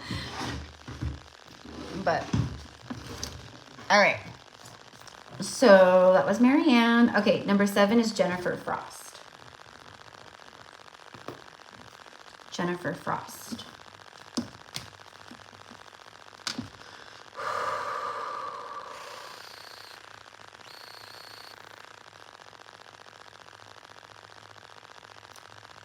Okay, so where I'm being taken is to again, back to England. It's funny because the people that I connect with, like Soul Tribe family that comes to me, connects with me and stuff, like as an Akashic reader, as someone who connects to past lives and stuff, I have very rarely gotten past lives that take me to places like, you know, South America or Egypt, or Asia. Like the past lives that come to me, or the things that I'm connect with people, a lot of it is similar to maybe past lives or places I've been, or it's just weird. Like, just, it's crazy how it all works. But anyways,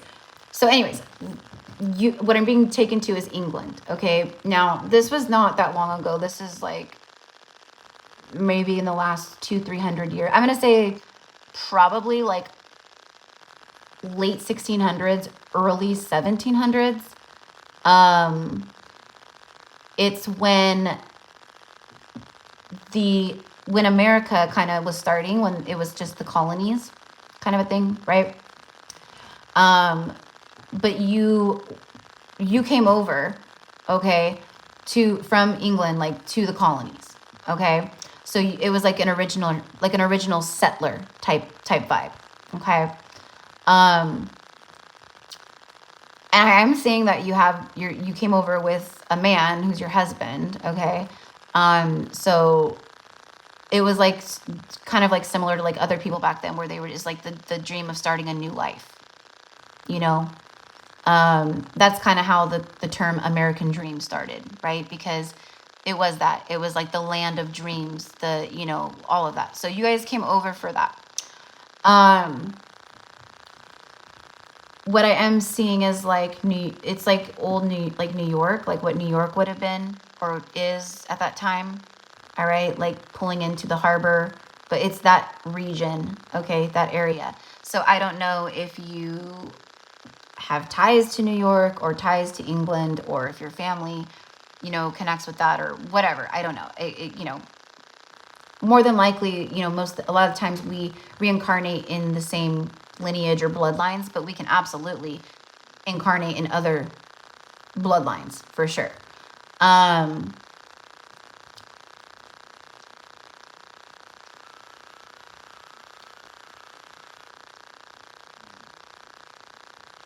Okay. And what I'm being shown, okay, so specifically what I'm being shown is like, okay, so your husband, it's so funny, like the craziness back then. So your husband was not like a mean man or anything, you know, like that, but they were very, like most people back then, very close-minded. And you've always had a very open heart, open mind because of who you are, being like a starseed, you know, right? So even though like you were in the times of then, and you know, knew like, I don't know what you would say, the rules, you also could see through them like that. Like you were like, I get it, but I also don't agree with it. And you felt called to other things, but your husband didn't agree with it. Okay. One of the biggest things that's coming through is working with, it's as a healer, working with herbs and poultices and making rubs and, you know, extracts and, you know, all these things, right? So you had to like hide it. You had to hide it, right? But it was like it was like some of your greatest gifts. But it was like you didn't want anyone to find out, or you couldn't let people find out, especially your husband, okay? But you helped a lot of people, and it's like you were teaching other women secretly about it, about the healing, about all the things that you knew, okay? How you knew them, you know, I don't know. But I see you like, you know, it's like a secret gathering. Seriously, it's like a secret gathering, and you're like showing these women, and like, you know, with the mortar and pestle, and like a little bit of this and a little bit of this, and do you know what I mean? But it was great work that you did, because what you showed people and what you taught to these women saved a lot of lives. It healed a lot of people. So you created a healing ripple effect, if you will. Okay? So I don't know, you know, how much that's going to resonate with you, but it would be like, maybe in this lifetime you are very called to working with herbs, or you know you're a healer, Or maybe it's like, I would love to have an apothecary or like a metaphysical store, or, you know, I don't know, it could be a million different things, but that's just how it's coming through so strongly. Maybe you work in the medical field, or you've always felt just this pull, this need to like help people, or you want to help people. You know, I have no idea, but this is what's coming through. So again, late 1600s, maybe early 1700s, New York area.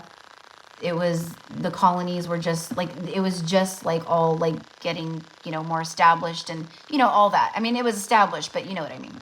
But yeah, so being like basically for me an original settler. So anyways, okay, so let's go ahead and just see like what the tarot has to say. And then after Jennifer is Alex.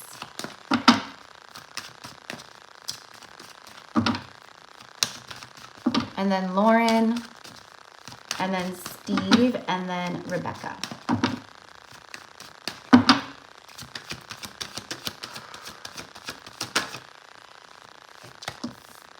Well, Six of Cups speaks of past life energy, okay?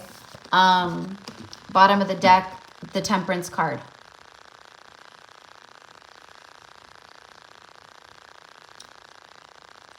You know what I'm just drawn to? It's all the plants. It's the flowers, the you know what I mean?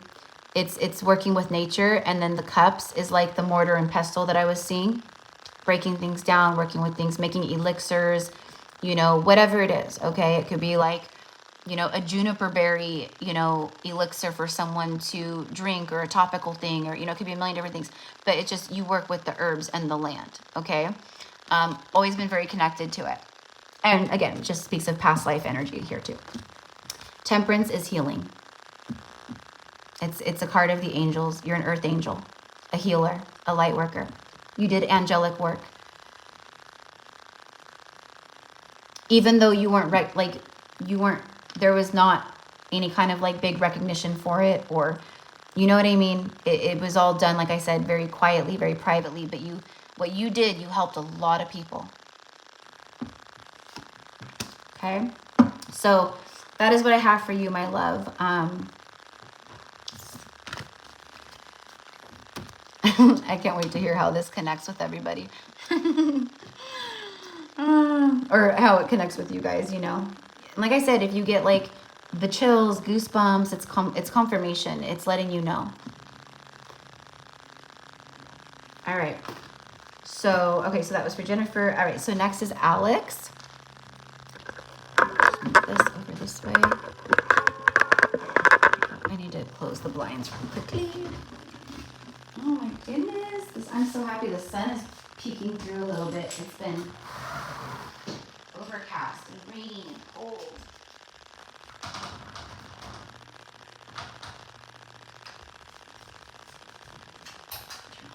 Okay.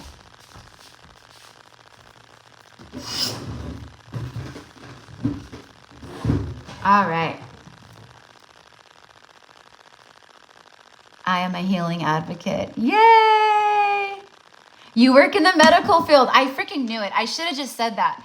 I knew it. I just, you know, like, I hate when that happens, when I do that to myself. That's why I said you could work in the medical field. You could, you know what I mean? Beautiful. Absolutely beautiful. And isn't that crazy how our past lives, like, we have that ripple, and we stay true to our soul, even hundreds of years later or thousands of years later. We still embody that soul, that our mission, our, you know, so absolutely beautiful. Dental hygienist, awesome. So, you know, it's different, but it's not. It's working with people, helping people. You know, you have to, you know, make people feel calm and cared for. And, you know, you probably get a lot of like people who, you know, are nervous or don't like dental work. You know, a lot of people don't like it. But it's about your bedside manners. It's about who you are and how you show up and the energy you exude. And, you know, it's no accident that you work in the medical field. No accident at all. All right. Okay, Alex. I'm just going to clear really quickly. Oh.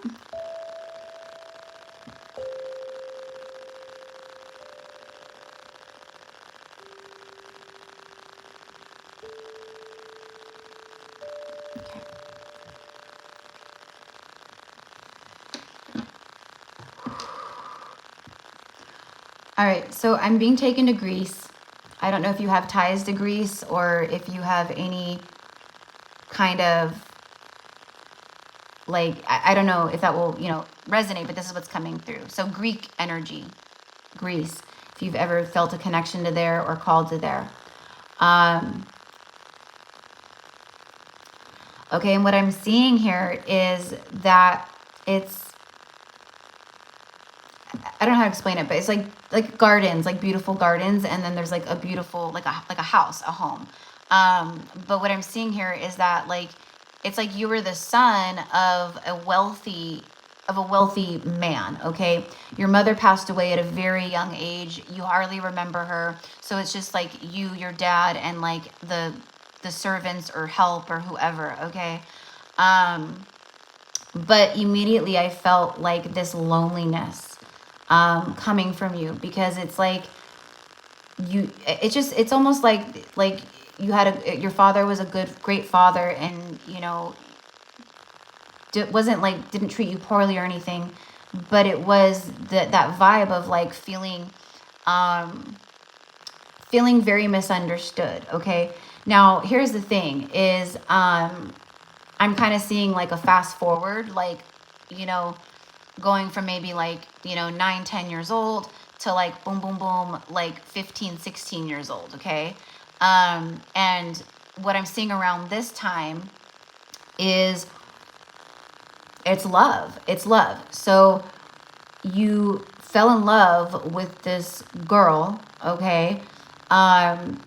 Very strong bond. Like, it wasn't, even though you guys were young back then, that age was actually not that young of an age, right? Like, people started growing up and having families and getting married around those ages in these times. So, and around what time specifically it was, I don't know. But what I'm getting here is biblical times. So probably, you know, like 2,000 years ago, something like that. So quite a long time ago. You know, because the you know, I don't know like how people dressed back then, but like it was like typical kind of like Greek, like not robes, but you know, I forget what they're called.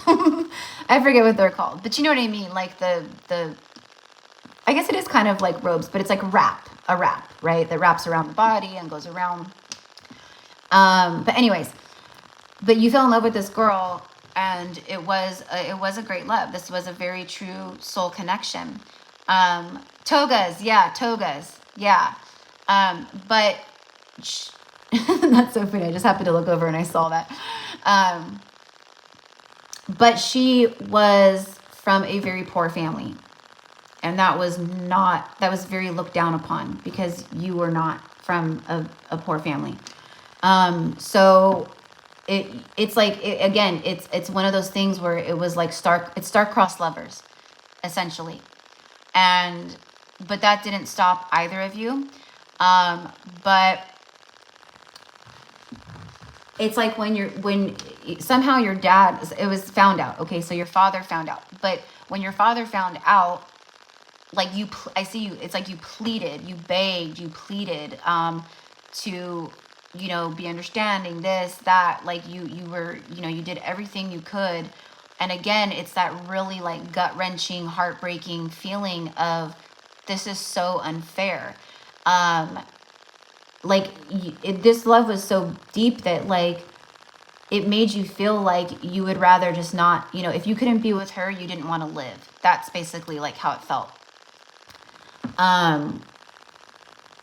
But it's like you're the heir, you're the one that's, you know, the successor of the estate or your father's stuff or whatever, you know how that works. So it's a tale of just sadness and heartbreak. But very quickly, here's like I don't know, plot twist or whatever. Very quickly, your father arranged a marriage for you and forced you into it. So you had to marry someone that, you know, was more in your status. but you did not love this person, and you never did. You never did. But you did do your duty, and you lived that life. But you never got over this girl. And it wasn't even an option of like, oh, well, you know, I can just do my duty and be with my wife and then maybe still see her secretly so I don't, you know, your father had her removed from the premises, or like she was gone. She was gone. And it's like you didn't know how to even reach her. You couldn't, you know, it's not like you could go on Google and like Google someone, right? Like it was, she was gone. She was just gone. And you grew a hatred towards your father because of this. A deep hatred. It's like you loved your father, but you hated him. So, you know, how this connects, how this resonates, how this feels, maybe, you know, situations that have occurred in this lifetime, whatever it is. But for me, it's a love of unfinished business, okay? So I feel that you will see her again, is the point. Do you know what I mean? Like, not her, but it's like you will see, you will, that soul will be embodied and you will connect, okay? And it will be that extremely like familiar. I mean, it could be, right, someone that you maybe already know, but it is that deep, deep love, and you will know it, you will feel it.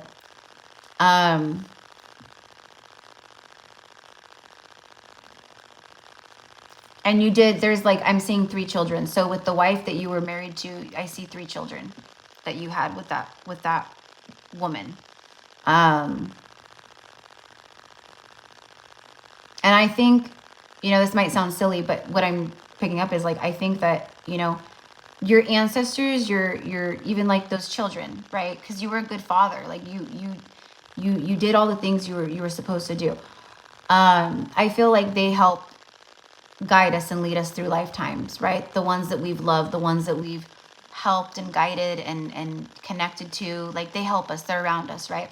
So I feel like in this lifetime, I feel like those children and, you know, maybe other people that, you know, knew your true good nature and your heart, they're helping you, have been helping you, but I feel that there's this like guidance of like helping these 2 souls, like, you know, come back together. Because that's what I mean. I feel like that, the reason why it's important, because I feel like that woman's soul, okay, whoever the girl was, she wasn't a woman, she was still just you guys were both like 15, 16 years old, but I feel that person is incarnated here.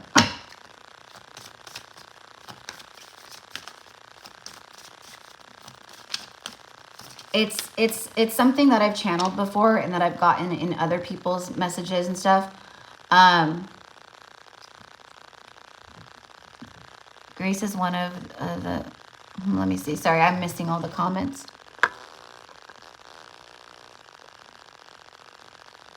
Okay, so Greece is a place that you get called to. Okay, yeah, I had a feeling. Okay, and then if I was to have kids, I always landed on 3 as a number. Wild. Yeah. See? Okay. So, oh gosh, what was I just saying?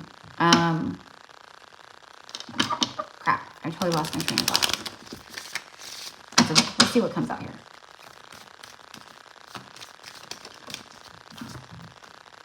Transportation. Where did I put my tarot? Okay. All right, so the train. I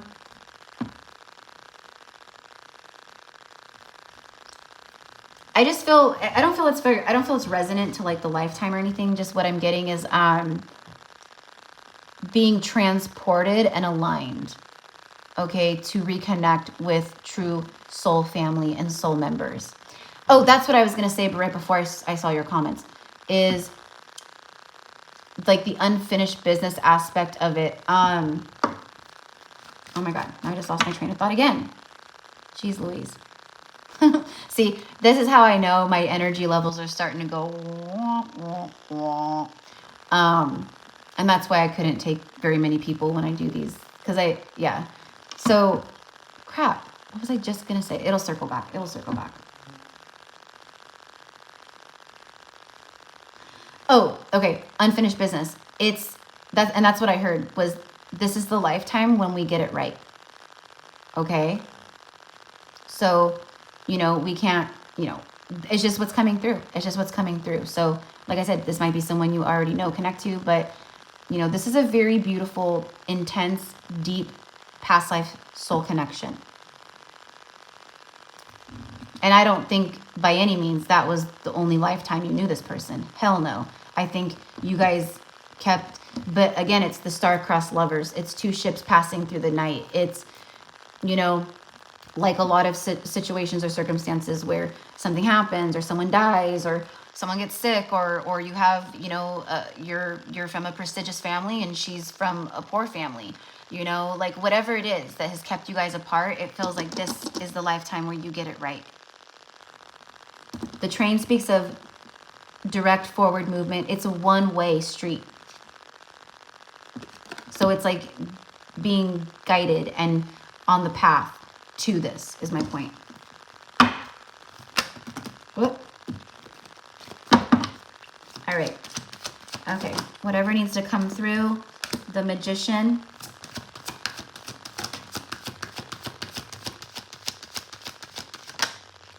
And the Hermit. And it did come out. Okay. Woo! So I just was just confirming that, like, it put you, like, you felt very alone in this lifetime. We'll say that. You felt very alone. The only, like true joy that you got was from your children. You didn't love your wife at all. You tolerated her. You did your duty. But you were not in love with her at all. You never stopped loving this other person.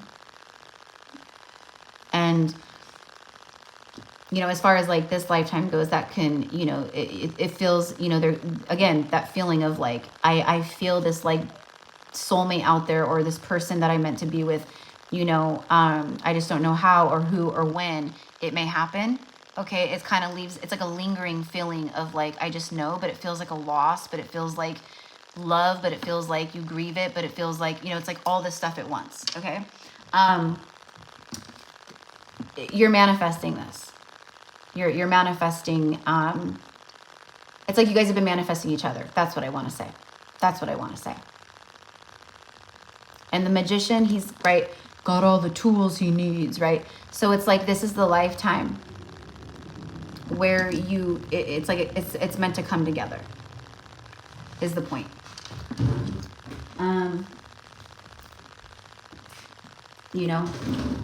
And then, the King of Wands fell out. So this is like who you were in that lifetime.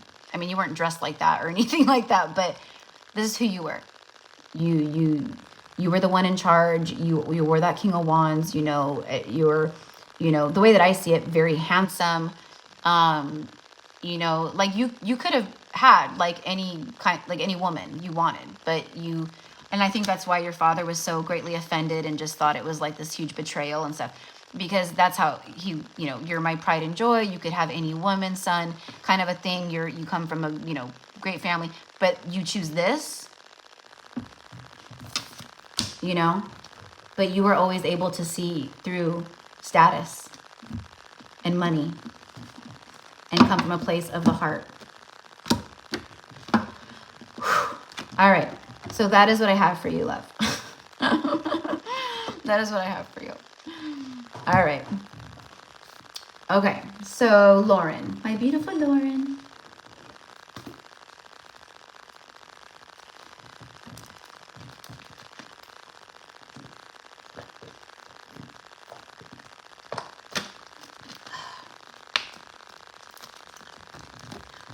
I kind of feel that honestly a lot, by the way, you guys, like with past life soulmates and even for twin flames and stuff, like where we have had, you guys, and that's why, like, if you have a twin flame that you connect with that you know of, or if you maybe you don't, that's fine too, but maybe you have always felt through your life that you have this great love story that's meant to happen for you, or you just know there's this soulmate out there for you.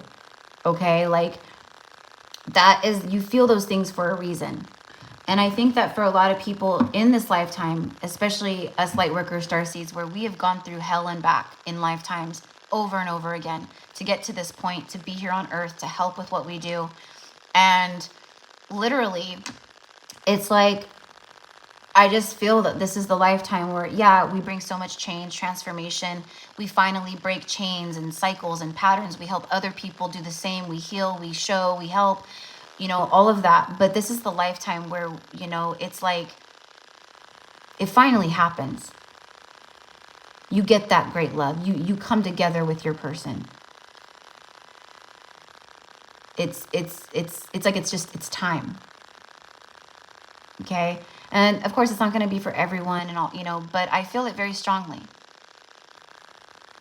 It's almost like it's owed to us, you know, even though the universe doesn't owe us shit, right? But it's because of what we've been through, what we've done, the balancing, all the things. There's so many factors that tie into it, but it just feels overall like it finally happens. This is a lifetime where you get it right. Okay. So Lauren, and then Steve, and then Rebecca Barr, and then we are done. So, hi Lauren. You know what, love? If you before I get going, I have to go use the restroom again, just really quickly. I'm so sorry, but I thought that I was gonna be able to get through this whole thing. Granted, I did start what, 3.5 hours ago, almost 3.5 hours ago. So, you guys know my regulars, you guys already know. The bladder the size of a peanut. All right, so.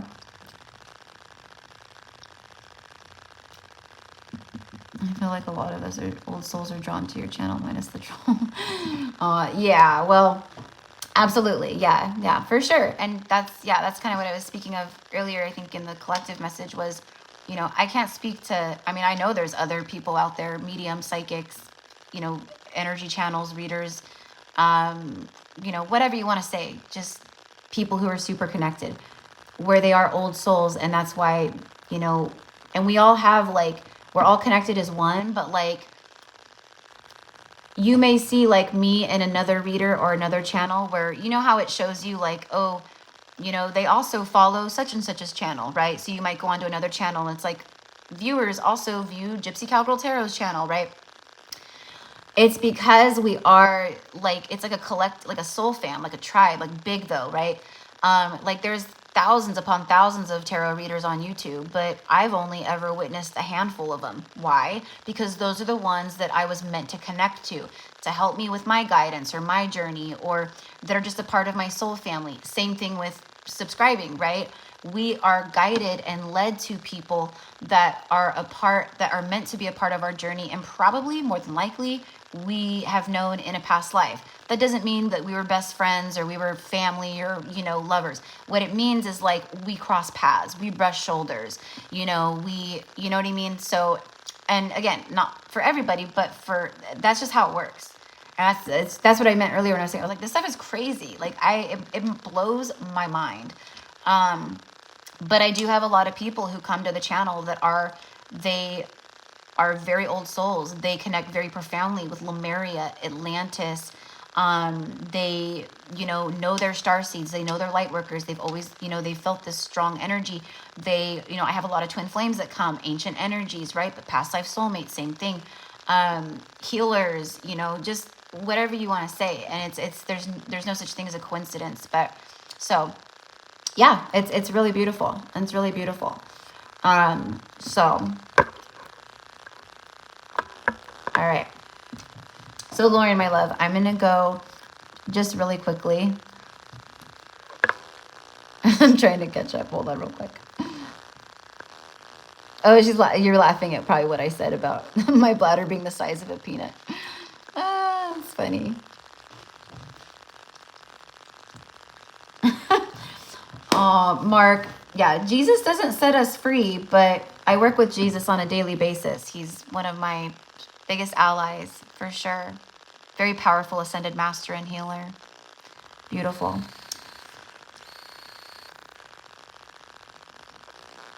But I swear I blocked that person before.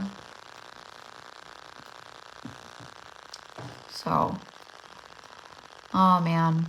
I was just sharing with one of my clients the other day, about like my journey, you know, and again, I don't judge. I don't, you know, like it actually, for me, it's the religious people that attack, the religious people that are hypocrites in so many ways. Not everybody, but like that.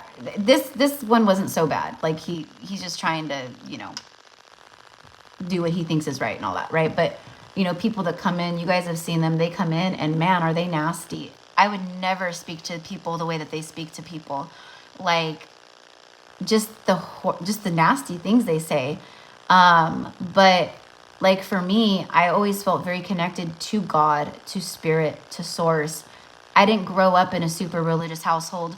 My family was the family. My parents would get us dressed on Easter Sunday in the morning and go to church once a year, you know, just to like feel like they're doing the right thing, kind of a thing, I guess. I don't know. But other than that, we never went, right? Okay, but when I graduated from high school, I was 18 years old and I started going to church. He was like one of my first, like my first like boyfriend, you know, whatever. And his family, they were Christian. They went to church. They were Romanian. And so I started going with him. We broke up very quickly after that. But the point is that I felt the connection to God in a way that I never had before. So what I did at 18 years old, all by myself, I kept going over and over and over again. I just, you know what I mean? And then slowly but surely, I got my mom to start going with me. And slowly but surely, she got my dad to start going with her. And then slowly but surely, my middle brother, who's still here with us, my youngest brother, has transitioned, but he started going. And it's just funny, like the ripple effect, right? Well, I started, I felt just the Holy Spirit, you know what I mean? And that's what it's about. That's what God's source is. So I always felt that deep pull and connection to the Holy Spirit. But man, the stuff, even at such a young age that I was able to see through in the church, it was horrifying to me. And the stuff that they were saying about like condemning people, and if you don't do this, you're going to hell, and if this or that or the other. And I could see that it was just such a powerful system of fear mongerers. Like they just wanted to instill fear in people. And I'm not saying everyone comes from that place, not by any means. I have wonderful Christian friends, but that's when I pulled away from Christianity and the church, because I just, even at that age, before my awakening, years before that, like, almost 20 years before that, like probably like 15 years before that, I could see it, and that's what I say, like, you just, when you're connected to God, you don't judge, you don't condemn, you don't tell people this, that, or the other, or, like, it's just crazy to me. It's crazy. So anyways, but, again, I don't, I have a lot of clients who, practice Christianity or Catholicism, or, you know what I mean? It's all about your heart and your connection to God. And some people, it's wild to me, and we've seen this. That's what the patriarchal rule is. And that's what the systems, the church, all of it, it's being broken down. Like in this new earth, that doesn't exist because it's false. It's not in alignment with that. Right. So anyways, it might trigger people and things like that, things I say, but this is why I've been talking about my Patreon channel for months now. It just hasn't been the right time, but I'm going to actually start it. I told you guys after the first of the year, I was going to start it, because on Patreon, I can talk about all the things that come through that I can't share here, because they will, ding you. They will, whatever. Anyways, so I'm going to be starting that probably over the next like 2 weeks sometime. And I'll be talking about it more on the channel too. So, anyways. All right.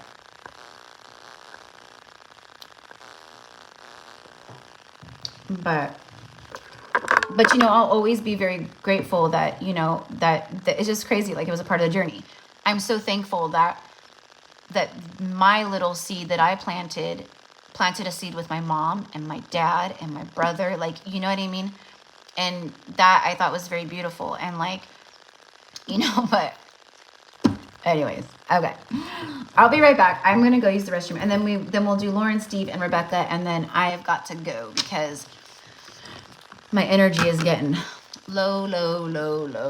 And I wanted to, try to record a few zodiacs,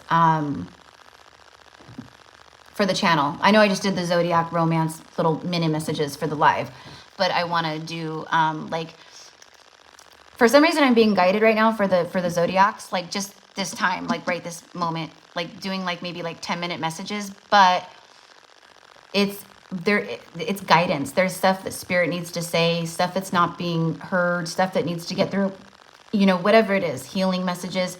So I'm going to be tapping into a lot of that. Like, what does spirit have to say for you? What does your angels want, you know, for each zodiac? I'm sure love might come through, but I'm really not honing in on that with these zodiacs this time around. Exactly the same thing happened to me. Wow. You know, and it's funny because, well, so the client I was talking to about this, she, you know, was born and raised in a very, very strict religious household, right? But another client of mine that I was having that conversation with, she was like, we were like, oh my God, this is so crazy. Because literally it was the same exact story that she had. And I was like, how crazy, how many light workers have gone through like our stories and our journeys and stuff. It's so beautiful. Because she said at 18 years old, same thing. She started going to church by herself. And then, you know, slowly but surely it was like, you know, her family started kind of trickling in and and, you know, it was just the you can't make it up. It's just crazy, you know. So always felt like something was wrong with me. Nope. Yeah. So anyways, you guys know what I say. We tap our hearts, we send them love. You know, I'm not, you know, like I said, omnism. It's like, I don't believe like one religion is the end all be all. No, not at all, right? But I do believe that there is beautiful truth and wisdoms and things that we receive from all of them, many of them, right? So anyways, okay, I will be right back. Oh my gosh, I think my foot is asleep. Okay, BRB, Lauren. I'll probably start getting some kind of information for you while I'm using the restroom.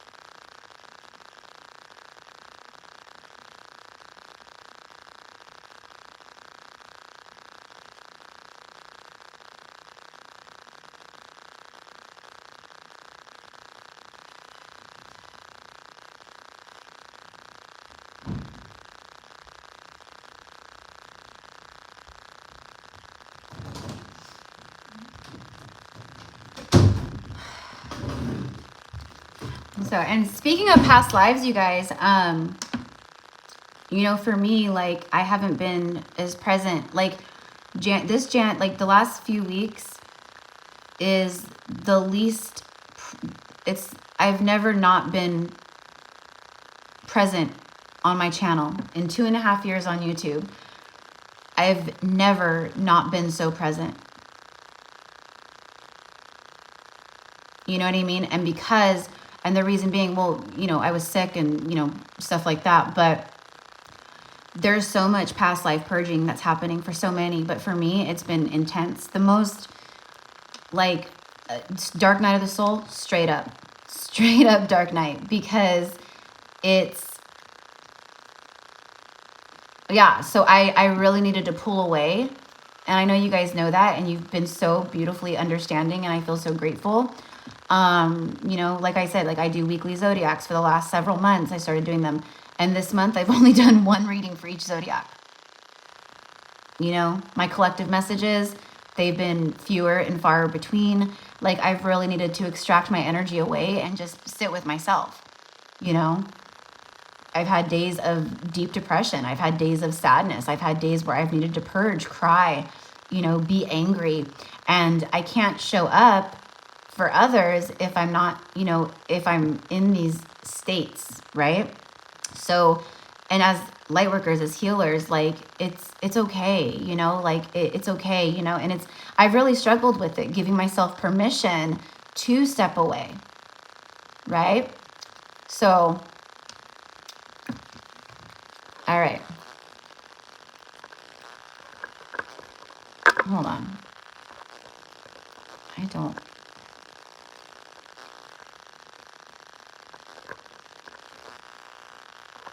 don't need that kind of energy in here.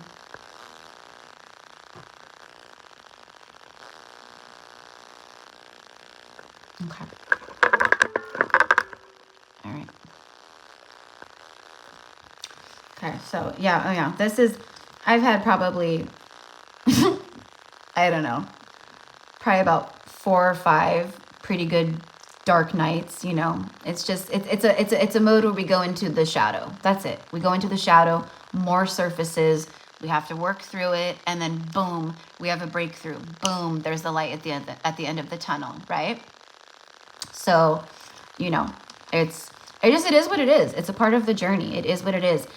The ascension journey, which again, many of us, myself included, I'm going through a massive ascension right now, right? So when we ascend, we have to drop away more density, and then we ascend more, and we have to, right? And the more that we rise in frequency, like, you know, I've been on this journey for what, 8 years now? Yeah, 8 years. I've been on my awakening journey. And you know, it gets more intense. You go deeper into your healing, into your past lives, into trauma. It's the layers, they just keep coming and coming and coming and coming, and that's the whole point of it, right? So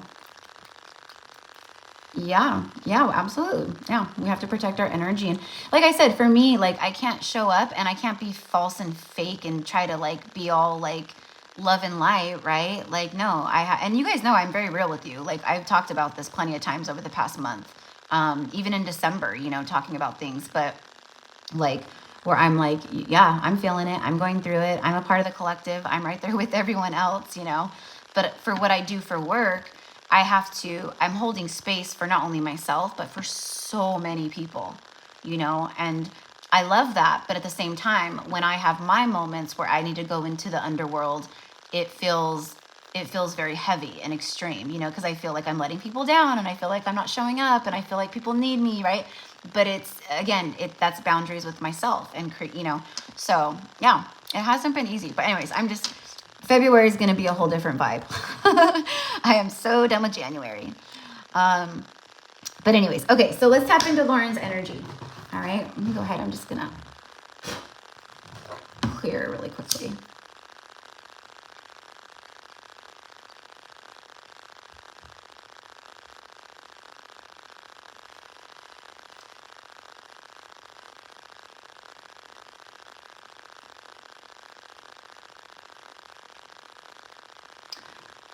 So Lauren, I'm being pulled to Germany. But like Germany before it was Germany, I think it was Prussia. Okay. Like, I'm pretty sure that's what it was called before it was called Germany. So anyways, that's what's coming through. So it was like Germany, that area, that location, but it was like not Germany at the time. Okay. Let me put this down so I'm not distracted, but I just wanted to clear a little bit. I'm like, clear.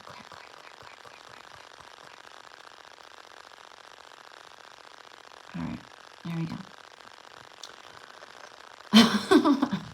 I'm like, clear the chat. Anyways, okay, so going back, so to Germany. All right, so let me see. That's all I got right now. That's all that was coming through. All right, interesting. So immediately, like, I'm seeing you, like, okay, so I'm seeing you, like, it actually feels like winter, or it's cold, okay? It's not like snowing and all this, but it's cold. There's chill. I can see the breath coming out, you know, like when you speak. But what I'm being shown is like, it's like a forested kind of area, and it's like you lived on the edge of a forest, and I'm seeing like a really, like, it's, you know, a cottage, if you will, right? The cottage is, you know, it's all wood, but the fireplace, the chimney that was built was made of these beautiful, like, big, like, river rock, like stones, okay? Like, you know, so it was like a stone fireplace, and I see like the smoke coming from the chimney. There's like a front porch area, you know, like you have like out front, like, you know, some like sheep and goats, and, you know, an enclosed area, and then you have like on the side there's like, you know, like an herb garden your, you know, your things, stuff like that, right? But you live like right on the edge, okay? So like it's like behind the home, or like if you go behind and walk back, there's a forest behind it, okay? I'm not seeing anyone in particular that you reside there with. I'm just seeing you, okay? And like where you lived. And what I'm getting is like the reason why you were in this place or built there was because you were very deeply connected to the forest and forest magic, okay? Now I'm getting druid, okay? So very connected to the druids. I would bet that you were very connected also to like Avalon, but that's another thing, okay? But again, a priestess, a lifetime of like being a priestess, a healer, whatever you want, a witch, whatever you want to call it, right? But you were specifically, it's like deep forest magic, okay? I honestly don't even know what that means specifically, to be honest with you, except for you were connected to the trees, to the earth spirits, to all the animals and woodland creatures. You were very connected, like you knew like that, what the kind of energies and spirits that resided within the thickness of the forest and all of its inhabitants. You know what I mean? I'm actually seeing like, okay, so like the trees are very beautiful and green foresty type vibe, right? But like this particular forest, you know, forests are forests, but they all look a little different. They all have different vegetation, things that grow, stuff like that. There was ferns, like green ferns everywhere. It was very, very lush, you know, but like I said, cold. But I'm actually seeing you like out, like you would go out into the forest, and this is where you worked with the forest magic and forest spirits. But you also, it was like you brought the celestial realm and the earth realm and the earth spirits together, okay? So what I mean by that is like you would go out and you would hold ceremony, okay?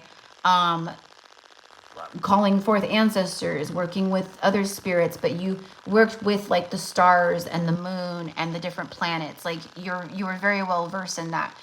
You know, it's like ancient astrology or something like that, where like, you know, that's where we got astrology from, like the ancients and stuff, you know.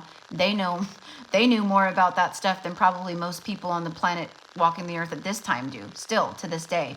So you were very well versed in that, and you knew when to do it, how to work with it, you know, things like that, okay? So you might even like be very intrigued by astrology and stuff like that, but very connected to like the moon, you know, very like moon goddess type energy. But you're a priestess, you're a healer. But also like what I said, the druids, like you were very connected and have been to the druids for a very long time through many past lives, okay? It's weird because I don't see anyone else there. I feel like this was maybe a lifetime where, you know, I don't know, maybe something happened years before where, you know, maybe you know, I don't know what happened, but you're alone. You're alone there. So it's like you, I think, had this built, or maybe, you know, I don't know how all this works. Okay. But anyways, you resided there by yourself. It was your cottage. and you kept up all the things like on your own. You know, there was people like, you know, I guess you would call them neighbors that were, you know, not too far away. Like you could, like a horse ride away, you know, you could just get on your horse and go if you needed to, but you were by yourself. But the people, it's like, it's almost like what I want to say is like a druid community where like other people around you that lived around you, they understood the magic of the forest. They understood, you know, the energy of the earth. They understood like the seasons that work with the elements, the celestial realm, all that stuff, right? Or the planets, things like that. Okay.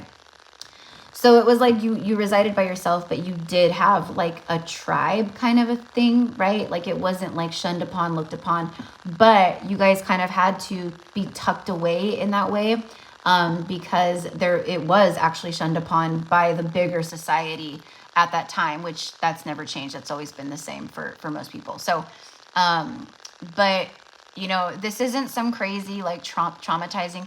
This is actually just like a lifetime peeking through. That's like kind of just like, you know, really remembering who you are, your power, your gifts, like what, you know, who you've been, what you've done, things like that. And kind of like what I want to say is like, if anything, because you felt, even though you loved where you were and, you know, all of that, there was this like, almost like a sadness of feeling disconnected and shunned by people, community, you know what I mean? Like, so it brought forth kind of a sense of loneliness for sure, where you felt that like, that being judged upon type energy, you know what I mean? So, you know, sometimes stuff like this, right, through our lifetimes, it can make us fearful of like really truly stepping into our full power and magnificence. Creates little blocks and things, or, you know, we're fearful maybe, you know, even if it's a small fear, it could be a big fear of like what others will say, or the judgments, or, you know, being abandoned by loved ones, family, you know, stuff like that. Okay. I remember vaguely, but I remember the one and only other time I did this and I read for you. I picked up on like Viking energy. This is not that. This is different.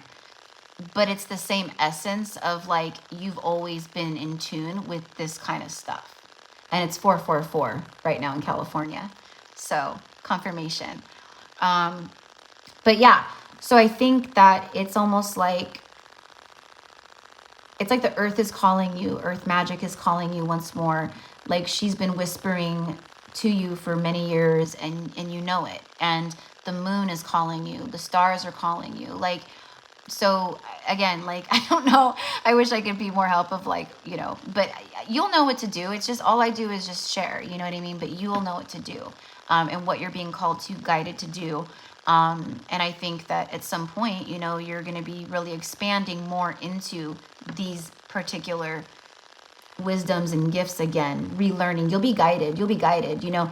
You might be like on Instagram, and then boom, you see like you know, a healer, a witch, a white witch, you know, that maybe is from, you know, like lives in a different place in the world, and maybe they share a book of like, you know, druids and druid magic or this or that, right? And then you get the book, and then boom, there's like all this reconnection of like, oh my gosh, you know, and then it just comes maybe flooding through, or things start showing up.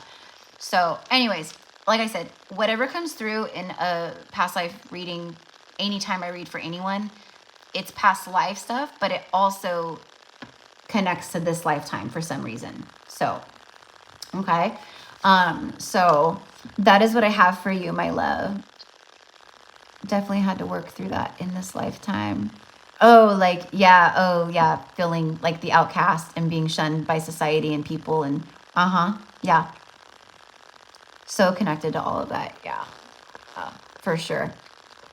And you're about 1/4 German. Yeah, see, it doesn't matter. It's like, it's just, you know, and sometimes things come through where, you know, there's the ethnicity or the bloodline doesn't have anything to do with it, right? Like, but a lot of times it does. So, I love that. I love that. But anyways, but that's what I had. So yeah. And if you're called to certain places, you know, then definitely, you know, there's a reason, you know, like, or if you're like, I just feel really called to like go connect with nature and, you know, go camping or be out in the forest, or, you know, visit somewhere like Mount Shasta, or, you know, I don't know, it could be anything, but it's definitely, all I can tell you is you're very connected to it. You always have been in many ways. And the earth spirits, the forest magic, the fairies, the druids, like it's all calling you. Okay, so that is what I have for you, my love.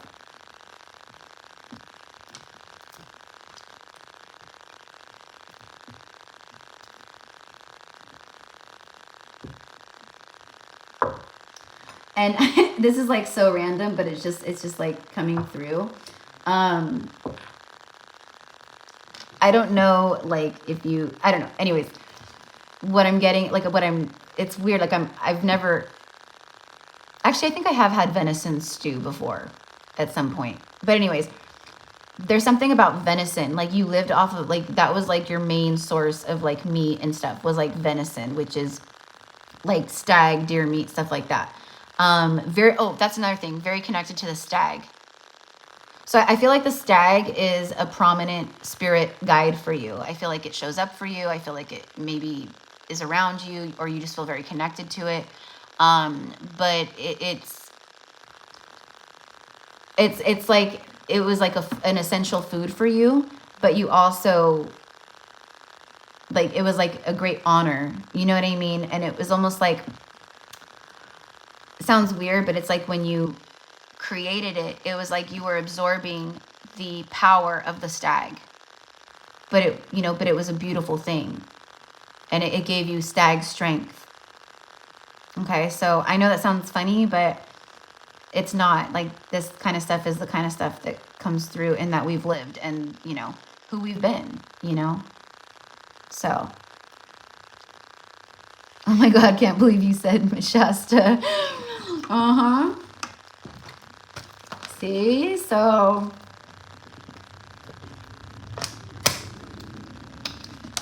it is calling you, for sure, for sure. So yeah, I don't know, so weird. Like for me, for instance, you know, like I'm not connected. I mean, I love the stag, and I'm connected to the stag in a Celtic type way and things from my past lives. But growing up, my dad used to make venison jerky. And anyways, we had like freeze dried, or, you know, like vacuum sealed bags of it, like, and it was like little like medallions. I freaking loved it. I was obsessed with it. The taste of it, the smell of it, like the gaminess of it. Like I loved it. Like it was kind of like, gosh, she could, you know, it was like a joke. Like she could just eat so much jerky all day. But it's because it's something that is so close to, you know, it's food that I lived off of, and it's things that I was so connected to in past lives, you know. And, you know, to this day, I love venison. You know, my Omi, because yeah, we're German on my mom's side too, but my Omi used to make, my Opa used to hunt, you know, he was a big hunter. So, you know, there was plenty of times where my Omi, like, she was a phenomenal cook. Oh my gosh, some of the best food you'd ever have. Like she was legit, like a really good cook.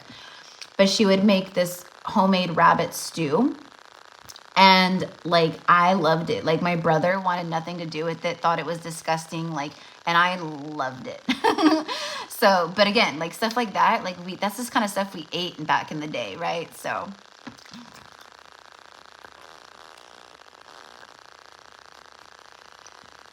oh, I love it. Okay, so you got your nature spirit card today. Beautiful. Beautiful. Yeah, confirmation. See? And then it shows up. Yeah, okay, sorry.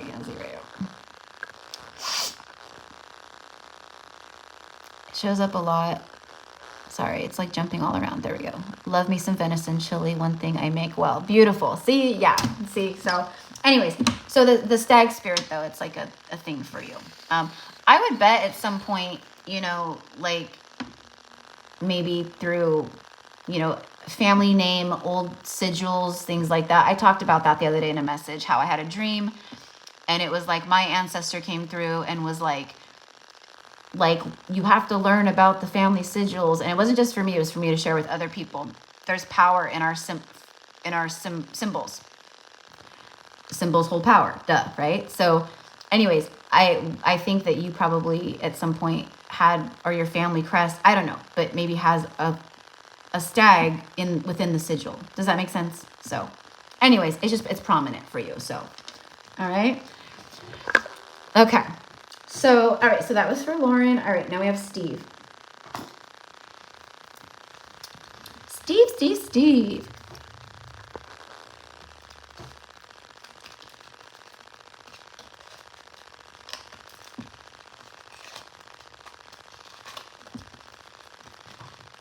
I'm not sure if Steve is in here, but that's okay. If not.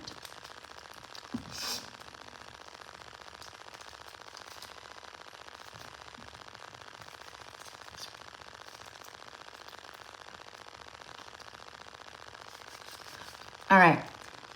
So the first thing that's kind of coming through for you, Steve, it's funny because I know you're an old soul and I know you've had some pretty crazy lifetimes, intense lifetimes. But what I forget who I read for earlier. I think it was Jennifer, where I was taken here to the States. So, what I'm getting is like a hunter and a gatherer and a fur trader. Okay. So I'm not really getting like where you were from originally, because obviously everyone here besides the Native Americans is an immigrant. Our ancestors, all of us, every single one of us. No one was just originally from America. You had to come to America from another region or place, country, right?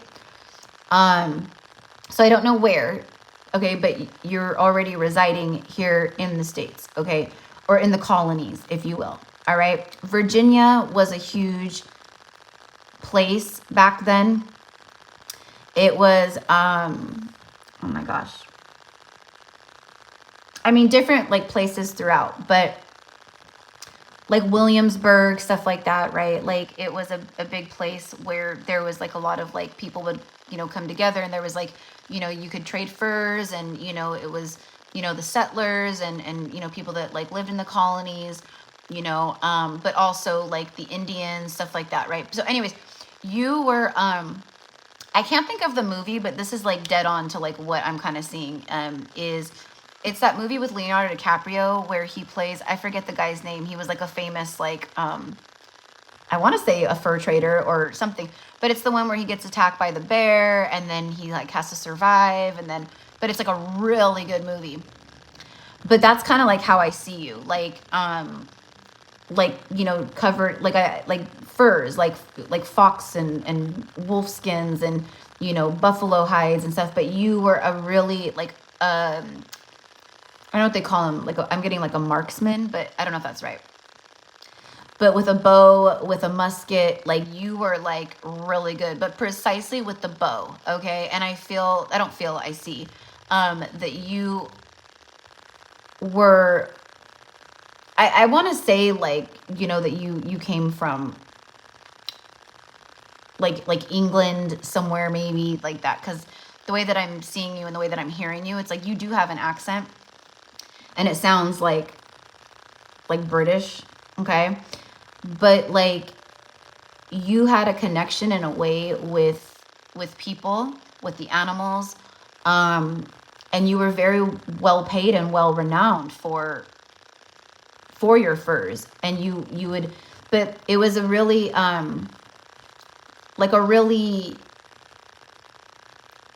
like arduous thing to do. Like you did it and you loved it and you made good money with it. And it wasn't even so much about the money, but like it was something you were just like naturally good with and born with. But you know, you spent a lot of the times in the mountains, alone, you know, like there's all kinds of stuff, like, you know what I mean? So it was an arduous type thing to do. But you were really well connected with the Native American tribes, like more so than, you know, they didn't take kindly to outsiders, right? But they did work with a lot of, you know, the settlers, like as far as like that stuff goes, like, you know, trading tobacco, goods, foods, furs, stuff like that. So I don't know. I know it's like weird or whatever, but that's what I'm getting. Okay, so that's what you did. You were a great hunter. You were a great like fur trapper, or, you know, whatever, like, you know how they do that. People still do that to this day, and sell furs and, you know, things like that. But anyways, but that's what I'm getting. So it was just like, it was like kind of like a crazy life, but it was like a life that you loved and that you lived. So, you know, I would think like, you know, maybe like feeling, you know, maybe connections to like maybe that time in history or around these times, right? I would say like the way that I'm getting it is like 1730 to 1740-ish, okay, is kind of like what I'm getting here. But yeah, you broke bread with the natives. They welcomed you, loved you, you know, you were, again, like a very good hunter, and people and respected in this way. The way that I see it is like you spoke, I want to say several different languages, maybe not fluently, but you could pick up on stuff, right? And I want to say like French and a few of the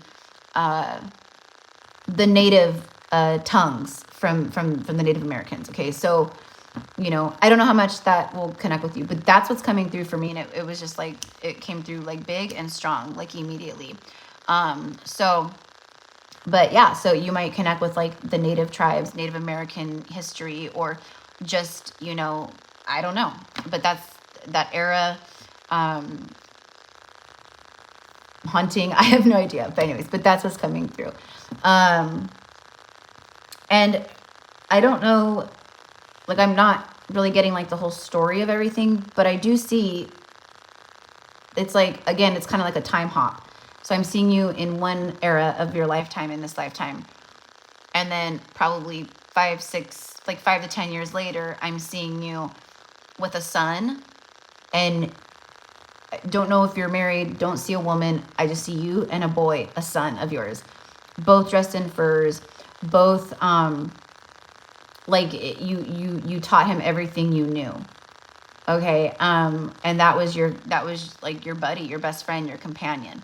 But there's no like that's just what I'm seeing. So that's what I'm sharing. Okay. So anyways, so I think it's like the way that I'm feeling it is like a father-son like dynamic where, you know, you guys both, like, you taught him everything you knew, and then, you know, you guys started doing the work together. Okay.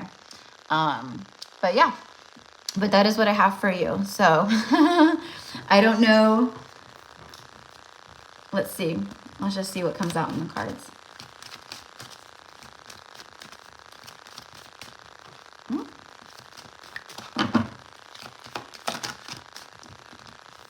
The World.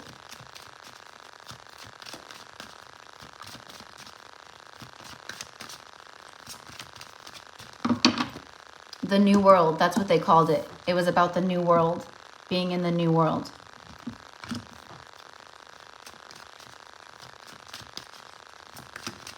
Also, there's some karma stuff from that lifetime that you're completing in this lifetime. Okay, yeah, see, and then the Sun card comes out saying yes to what I'm saying. The biggest yes you can get. Okay. This was not like, yeah, sure, like there was some karma stuff that maybe happened. I don't know. But this was a lifetime where you were very happy. I will say that. Okay.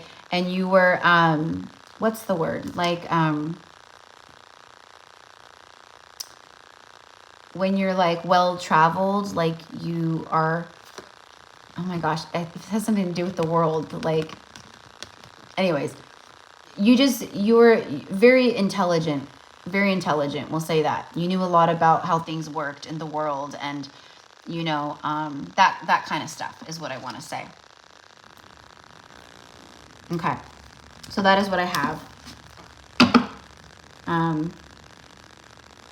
And then on the bottom of the deck, you have the Two of Pentacles here. So it's like, for me, it's like, it's just confirmation of like the ship here. It's, okay, like what you did and like the trades and stuff, like they stayed localized and like you traded, you know, things and whatever, but you also like shipped things out.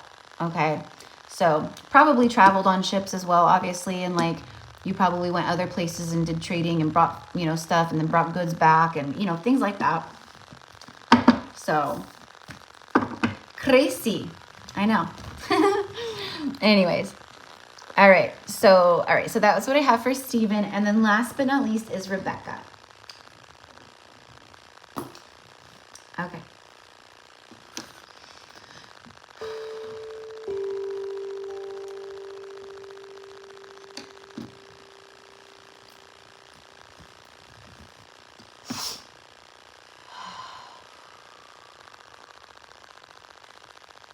Okay. All right, so I forget who I read for earlier, but it's kind of, anyways, I'm being taken again. See, this is what I mean. Like, anyways, I don't know your background, ethnicity, like it, you know, things like that, right? But what I am being drawn to or pulled to is like old, like Ireland, Scotland, like that type of region area, okay? And what I'm getting is old magic, old magic. Okay, so I have past life ties in these regions as well, specifically like Scotland and Wales and stuff.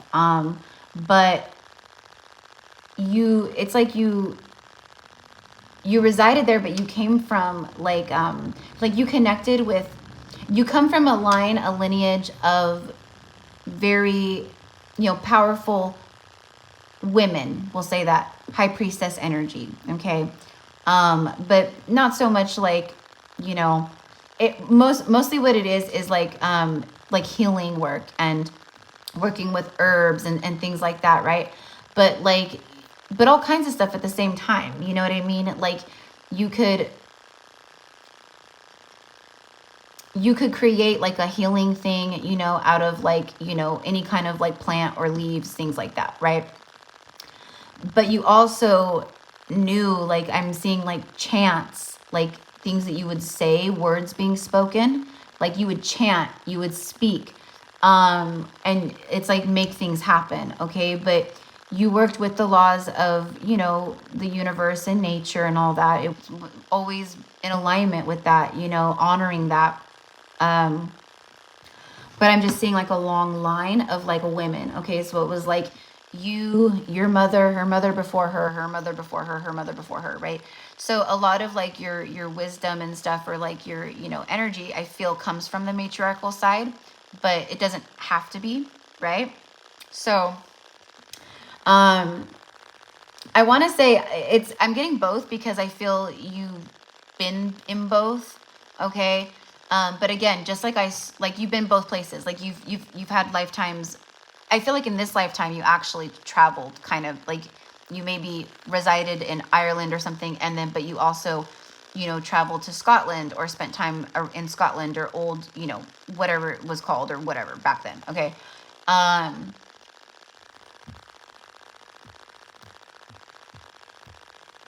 I see that you're like who you lived with, and I don't know like the logistics of it, but you lived, what I'm seeing is with two women, and the two women are mother and grandmother. So it was like your mother and your grandmother. And kind of similar to, I think, what I said to Lauren, where like people knew you were healers, they came to you for help, but at the same time, they were like not fully trusting and kind of like kind of shunned, you know, you guys, I don't see like cruelty or meanness or anything like that from people around or other people. They just didn't understand it, so they were standoffish of you guys. but like when anyone needed like, you know, assistance or some kind of healing, or someone felt ill, or a child felt sick, or, you know, whatever it was, they came to you. They knew to come to you. Okay. And this is something that has been like carried out for a very long time through the lineage. Okay. And again, I just keep getting like, I'm hearing old world magic. Okay. So probably like at some point you're called to that, or you've maybe been intrigued by it. Maybe you've always been in, you know, maybe you're being called to like do healing work. But it's something that's like deeply ingrained in your soul. It's like who you are. It's who your lineages have been. You know what I mean? And you, like I said, you know, we could maybe incarnate in another bloodline or a different, you know, lineage, whatever, right? But definitely needing, you know, I feel like you've helped several different lineages is my point. So you've incarnated in several different ones, but each one, okay, one lineage like the most, but I've seen like a few different ones here. But each time it's definitely like the same thing. Healing, herbs, magic, you know, things like that, okay?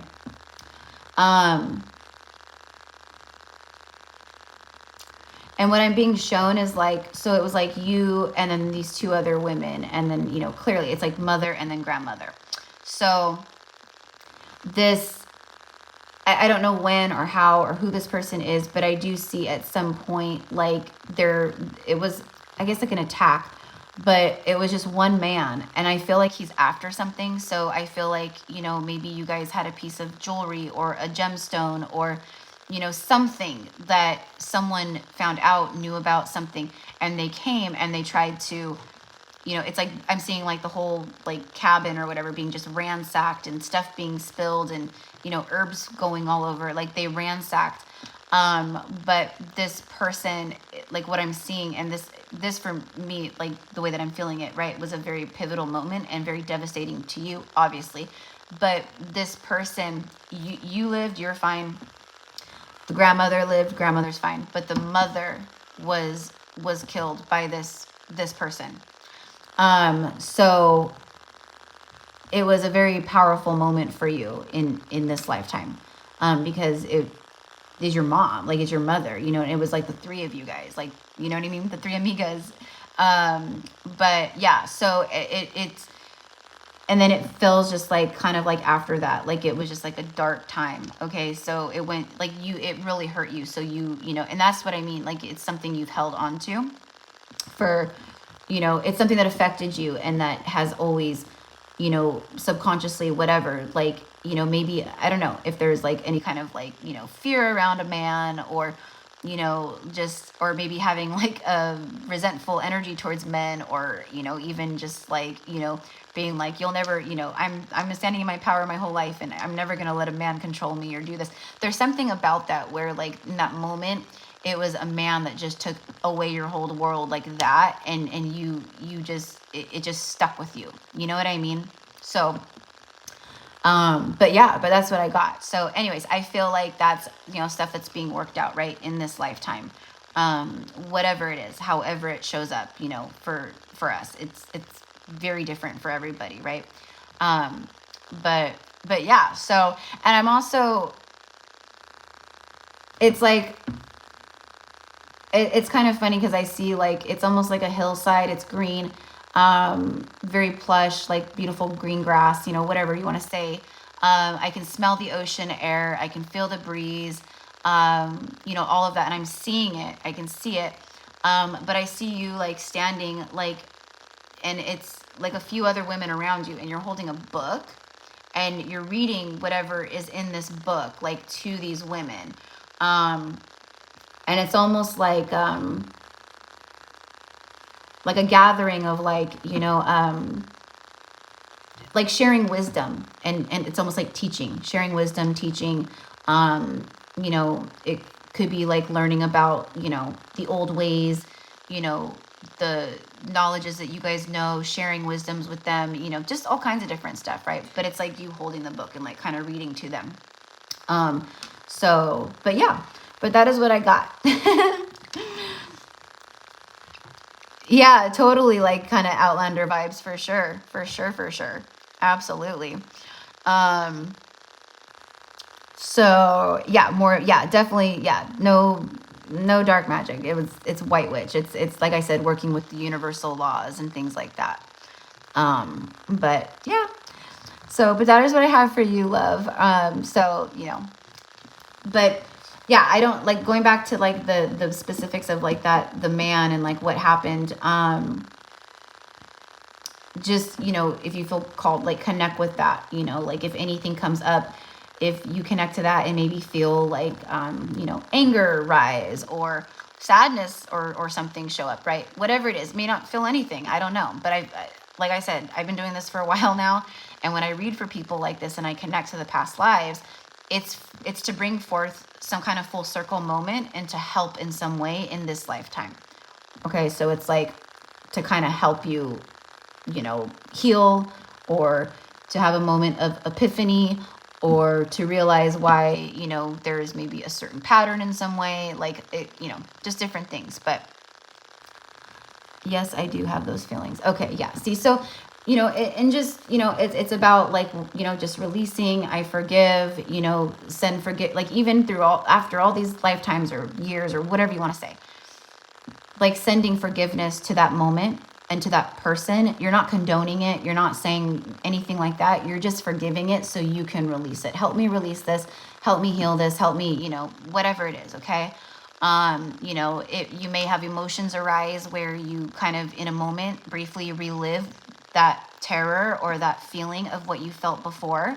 Like, you know, just reliving it essentially, because that's when we have past life breakthroughs and trauma and things like that, like it can feel very much like that, right? So and just allowing it to flow and, you know, let it flow, let it go, right? So but yeah, and then just of course confirmation of, you know, who you are and all that. So but yeah, so anyways, my loves, like there we go. So now everyone has been read for. So I hope that, you know, this helps you guys in some way, brings confirmation for you in some way, you know, all that. So, you know, probably do this again, not too, you know, not too far off. But I wish I could take more people, but I can't read. Like if I had, I would be like, if I had like 15, like 20 people on the list right now, no way, no heck way. But anyways, so I love you guys so much. Thank you again for all of your love and support here on the channel always. And just being here with us, with me, right? So yeah. And you know, if anyone wants to book like a past life, like a real, like a, not like a real, but you know what I mean? Like an Akashic reading, you know, you guys know the drill. It's all under the description box, all the things. That's not why I did this. I did this because people have been asking and I just felt called, and like I said, we're all purging a lot right now, right? Whether it be a past life from 1,000 years ago, a past life thing from 2 years ago in this lifetime, right? There's so much bubbling up. And my light work here is to relay the message, to help you connect, maybe help you remember, but more than anything, to bring forth healing, to help us heal, to help us release, to help us, you know, keep ascending and rising. So yeah. So anyways, you guys. All right. I'm going to get going. I'm going to go try to eat something and then maybe record, maybe 2 zodiacs or something for the channel. We'll see. I might just like end the live and be like, won't, because, you know, but I think I'd be good if, you know, I take like 10 minutes to myself and just kind of re-energize myself. But anyways, so good. I'm glad that you liked it. Good.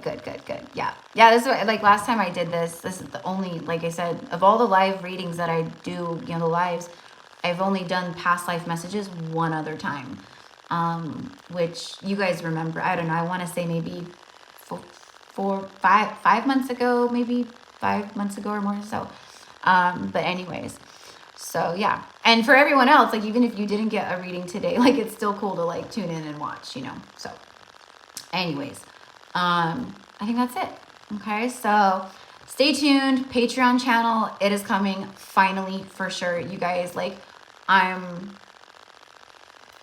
I said, I can't say too much, but like as far as like, it's time because there's a lot shifting now. Pluto moving into Aquarius.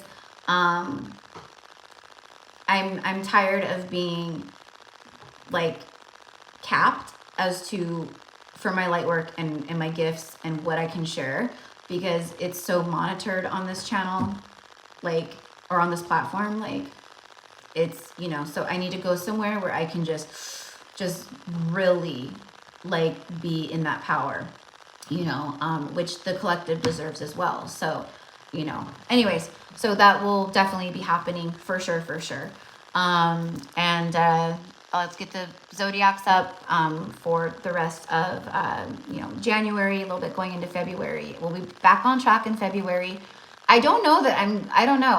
We'll see. I don't know that I'm going to keep doing the weekly readings because it takes a lot of energy and time to do weekly readings, like 12 zodiacs every single week, plus collectives, plus my personal clients, plus, you know what I mean?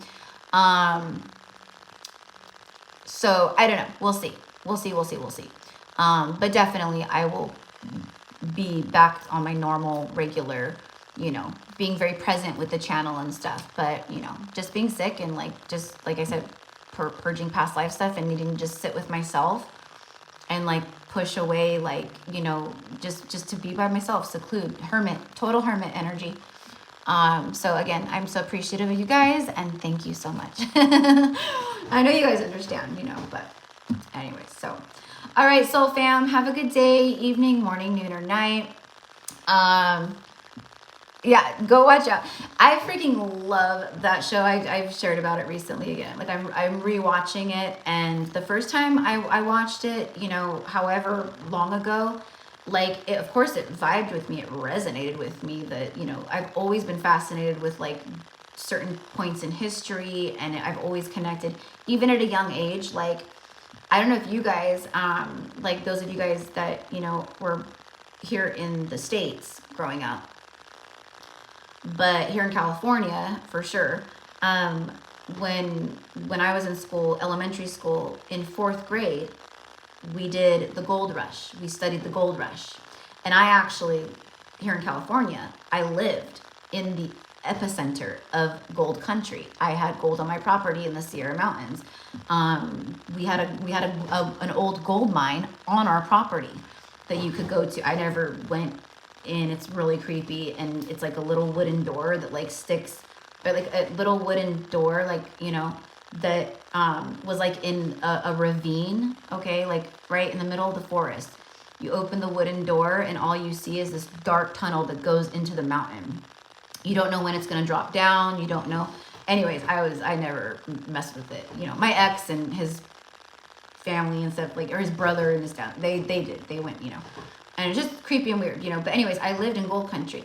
So in 4th grade, we did the gold rush, and it was like a whole thing. Like, my grandma sewed me like a whole like costume, you know, because we had a dress up day.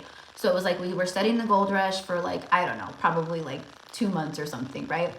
Part of the class, you know, we would go out and we would do square dancing. They taught us how to square dance. They brought in like a professional like square dancer, so we learned how to square dance. We had dress up, so, you know, I had like a bonnet and like my little like fluffy, you know, my grandma was a very beautiful seamstress and very creative and stuff.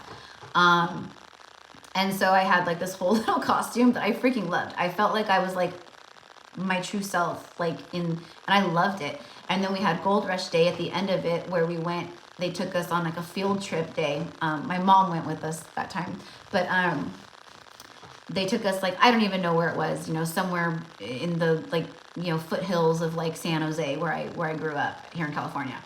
But they set everything up like the Gold Rush. We had gold panning. They had like tables of like old food, and like you could buy like, you know, we had like old money and stuff. I forget how we got it. I think through like doing, you know, like good job on our work or homework or, you know, things like that. I don't know. You know, and I remember buying like, you know, they had like, you know, rock candy and honey sticks, and then they had like honey taffy and like, you know, all these things. But it was like, but the food, they had like old fashioned like cobblers and then like these different dishes and things. but it was just so like, you know, other, like the other fourth graders were like, you know, they were just happy to be out of school and like, you know, doing something fun, because it was. But for me, it was like this is like my, like, this is so like vibing with me, you know, and I was like, what, like 9 years old or 8 years old or something like that. So we just know, right? So, whatever you're called to, whatever era, whatever place in the world, whatever, anything, like it's for a reason, right? So I know you guys know that. So nope. Cali girls, you're so welcome, Lauren. You're so welcome, love. So, all right, loves. I know I'm just like talky. So I'll let you guys go. Thank you again, and I love you guys. I will see you maybe this evening with a couple messages, or tomorrow with more. Okay. So thank you again. Bye.